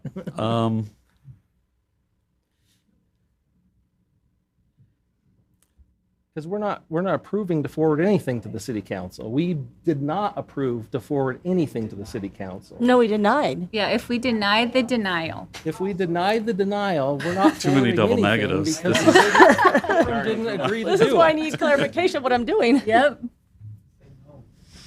Well, Right. I think if you were to reconsider, it would have to be somebody that voted Against the denial. in favor of the denial. right in favor of the denial. Someone, yes. Okay. If the vote is to deny and you want to reconsider, Okay. Out of If good not- relations with my fellow commissioners, Wait, I will. we're in if the I middle can- of a vote. We can't Yeah, change it. yeah. We can't change at it. this point, Yeah. Okay. Okay, let's. He can't renege We his have- motion. He can't say my motion, pull my motion from Can the I table. withdraw my in the motion? middle of a vote. I don't know. Uh-uh. No, because I've asked that before. And I don't think it can. Okay. Where are we at? Ms. Milkevich. Oh Lord, I'm still trying to figure this all out. Okay. I mean, okay, I'm gonna just talk through it for a second to make sure I'm understanding what I'm saying. I think at the moment I'm opposed to forwarding it on as it is. I would like to have some further discussion. So if I say yes, then I'm denying this motion, and it goes on the council, and they have the further discussion, They Council. will get your recommendation of denial. and then they decide. They make changes, or if it, and if I say no here, then we can continue our discussion and potentially vote on a modified version amendment. That's what I I think believe. it has to pass. Is that what you? That's what I believe, but I want to make sure. That's Because the the- nothing happened. The motion fails. Motion fell. The motion So fails. nothing happens, right? Motion of a denial fell. I just want to understand what I'm doing with my vote. That's what I believe is that if I have a question for you. If and this could I? but he didn't read could the this. Oh, it's sure. We have 11 topics. Could a 12th topic be added, which would be a modification to the 12th topic? Does that make sense? Then we would vote on the 12th topic. No, because it's not on the agenda. Not agenda. Okay. Lisa? Public has to be notified, so we could. The motion was to deny. It was the opposite of this. Forward. But he did say forward a recommendation. You said forward a recommendation? Okay, so we are where we are. So whatever we vote gets forwarded to city council. Wait, say it again. Unless it gets denied, then it didn't. The motion didn't. Then we can pass. do a new motion. Right. No, The so motion if of the we- denial didn't pass. Say that. Because motions fail, right? I mean, Motions fail. Motions can fail, and you Right. can. And you can make another So if one. we Make an say additional yes, motion, we're yeah. denying My this, and we're understanding. forwarding on a motion of denial. Well, let's hear from him to be Yes, sure. please. It's a really tricky spot to be figuring this out. Making your money tonight, buddy. Well, you know. Um,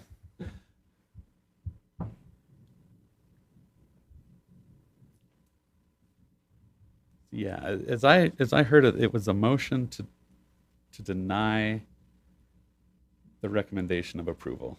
Is that Forward a recommendation It of, was yeah. to forward a Yeah. recommendation of So it's- denial, yeah. right? To forward a recommendation of denial was, Yes. was the motion. Okay.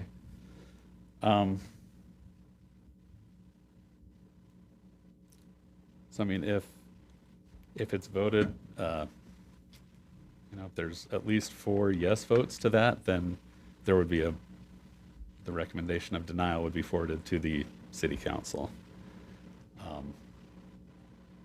And if there's I don't know 4 that there's no reconsider. votes, And if it's a no, the motion of denial doesn't. you could look at another fails. motion because the Okay. okay Wow. to get all on the same page, good. but that's Yeah, so then what I'm juggling here. No. Yeah. Then we Just talk We more. can have a Another do-over. motion. Yeah. If It's- you so what? do a do-over. And so I guess the.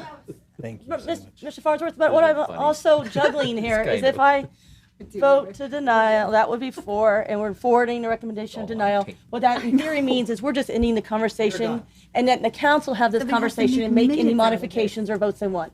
If we bring it back to us by saying no, that what we're saying is we're continuing our conversation. We don't know what the next motion will be. Correct. Right? So we can just keep going. It might be something I like worse, better, something I like less, and we. Or something that gets tabled or something that gets amended. So in my mind, it's whether we have said enough and let them listen to it, make a decision, or if we need to say more. It's basically what we're saying. I think what we're saying is that you need to make you need to decision. vote. Okay. You need to decide. Yeah. So. Yeah. Okay. And that's, I guess that's where I'm at. I'm gonna say yes. Okay. And Chair Patterson. No. Okay. So the yays have it. So, of denial Yes. Of the is entire being code. forwarded to the city council Yes. Correct. of the whole ordinance Of the whole ordinance. with no changes. No changes. Great. Because they'll listen to all of our discussion, everything we said, and take everything into consideration, right? Not particularly. No? Is that presumptuous on my part? Okay. Okay. All right. Is there any further business? Just. Do you guys want more details on the open house on Yes, please. Wednesday? Okay, so Eadlin Company is bringing forward a proposal. The RDA has asked that they have a public open house. So this is before you guys see it, before anything. The RDA requested this. So it's going to be what? Not from what Melinda told me. Anyway, it doesn't matter. Somebody requested it, and we are having an open house prior to having this public, the public meetings and things for it. So please go, please attend, please tell your friends and family. It's a multi-unit complex. It's for 48th and State. Is that the 25th? It is. It is And that's 25th. 6 to 8 p.m.? 6 to 8 p.m. This is an open house, not a public meeting, correct? It is not a, well, it is. It will be agendized as a public meeting because we anticipate that city council people will be there. But there will not be formal there will not be presentation formal or formal votes formal or anything no like voting, that. nothing like that. okay. No. So yeah, that's our. So mostly informational. It's all informational. It's for the public. It's to get feedback from the public on this proposal. There's no presenting. There's just boards. There'll be boards. So, and all your favorite people will be there, like me and Susan and Jared and Melinda. Okay. So Luckily, Bryant will get to avoid that one. No voting. Okay. Any other questions or anything? I have to say, I do feel a little bit bad, Jared, because I feel, Zach, sorry, because I feel like you put a lot of time in this and we kind of said, no, thank you. Hopefully you didn't hear that. Hopefully you heard, we appreciate your time. It doesn't mean no thank you. It means the city council is going to. Exactly. This is my job, and you guys represent. And also, you did a really great job on and that you ordinance. guys do represent the community. It was very well written. So that's Much to their chagrin, often. okay. Okay, is there a motion to adjourn? Motion With to the time? adjourn at 9:30. 9:30. One. Nope, my phone says 9:30. Okay. Is there a second? Second.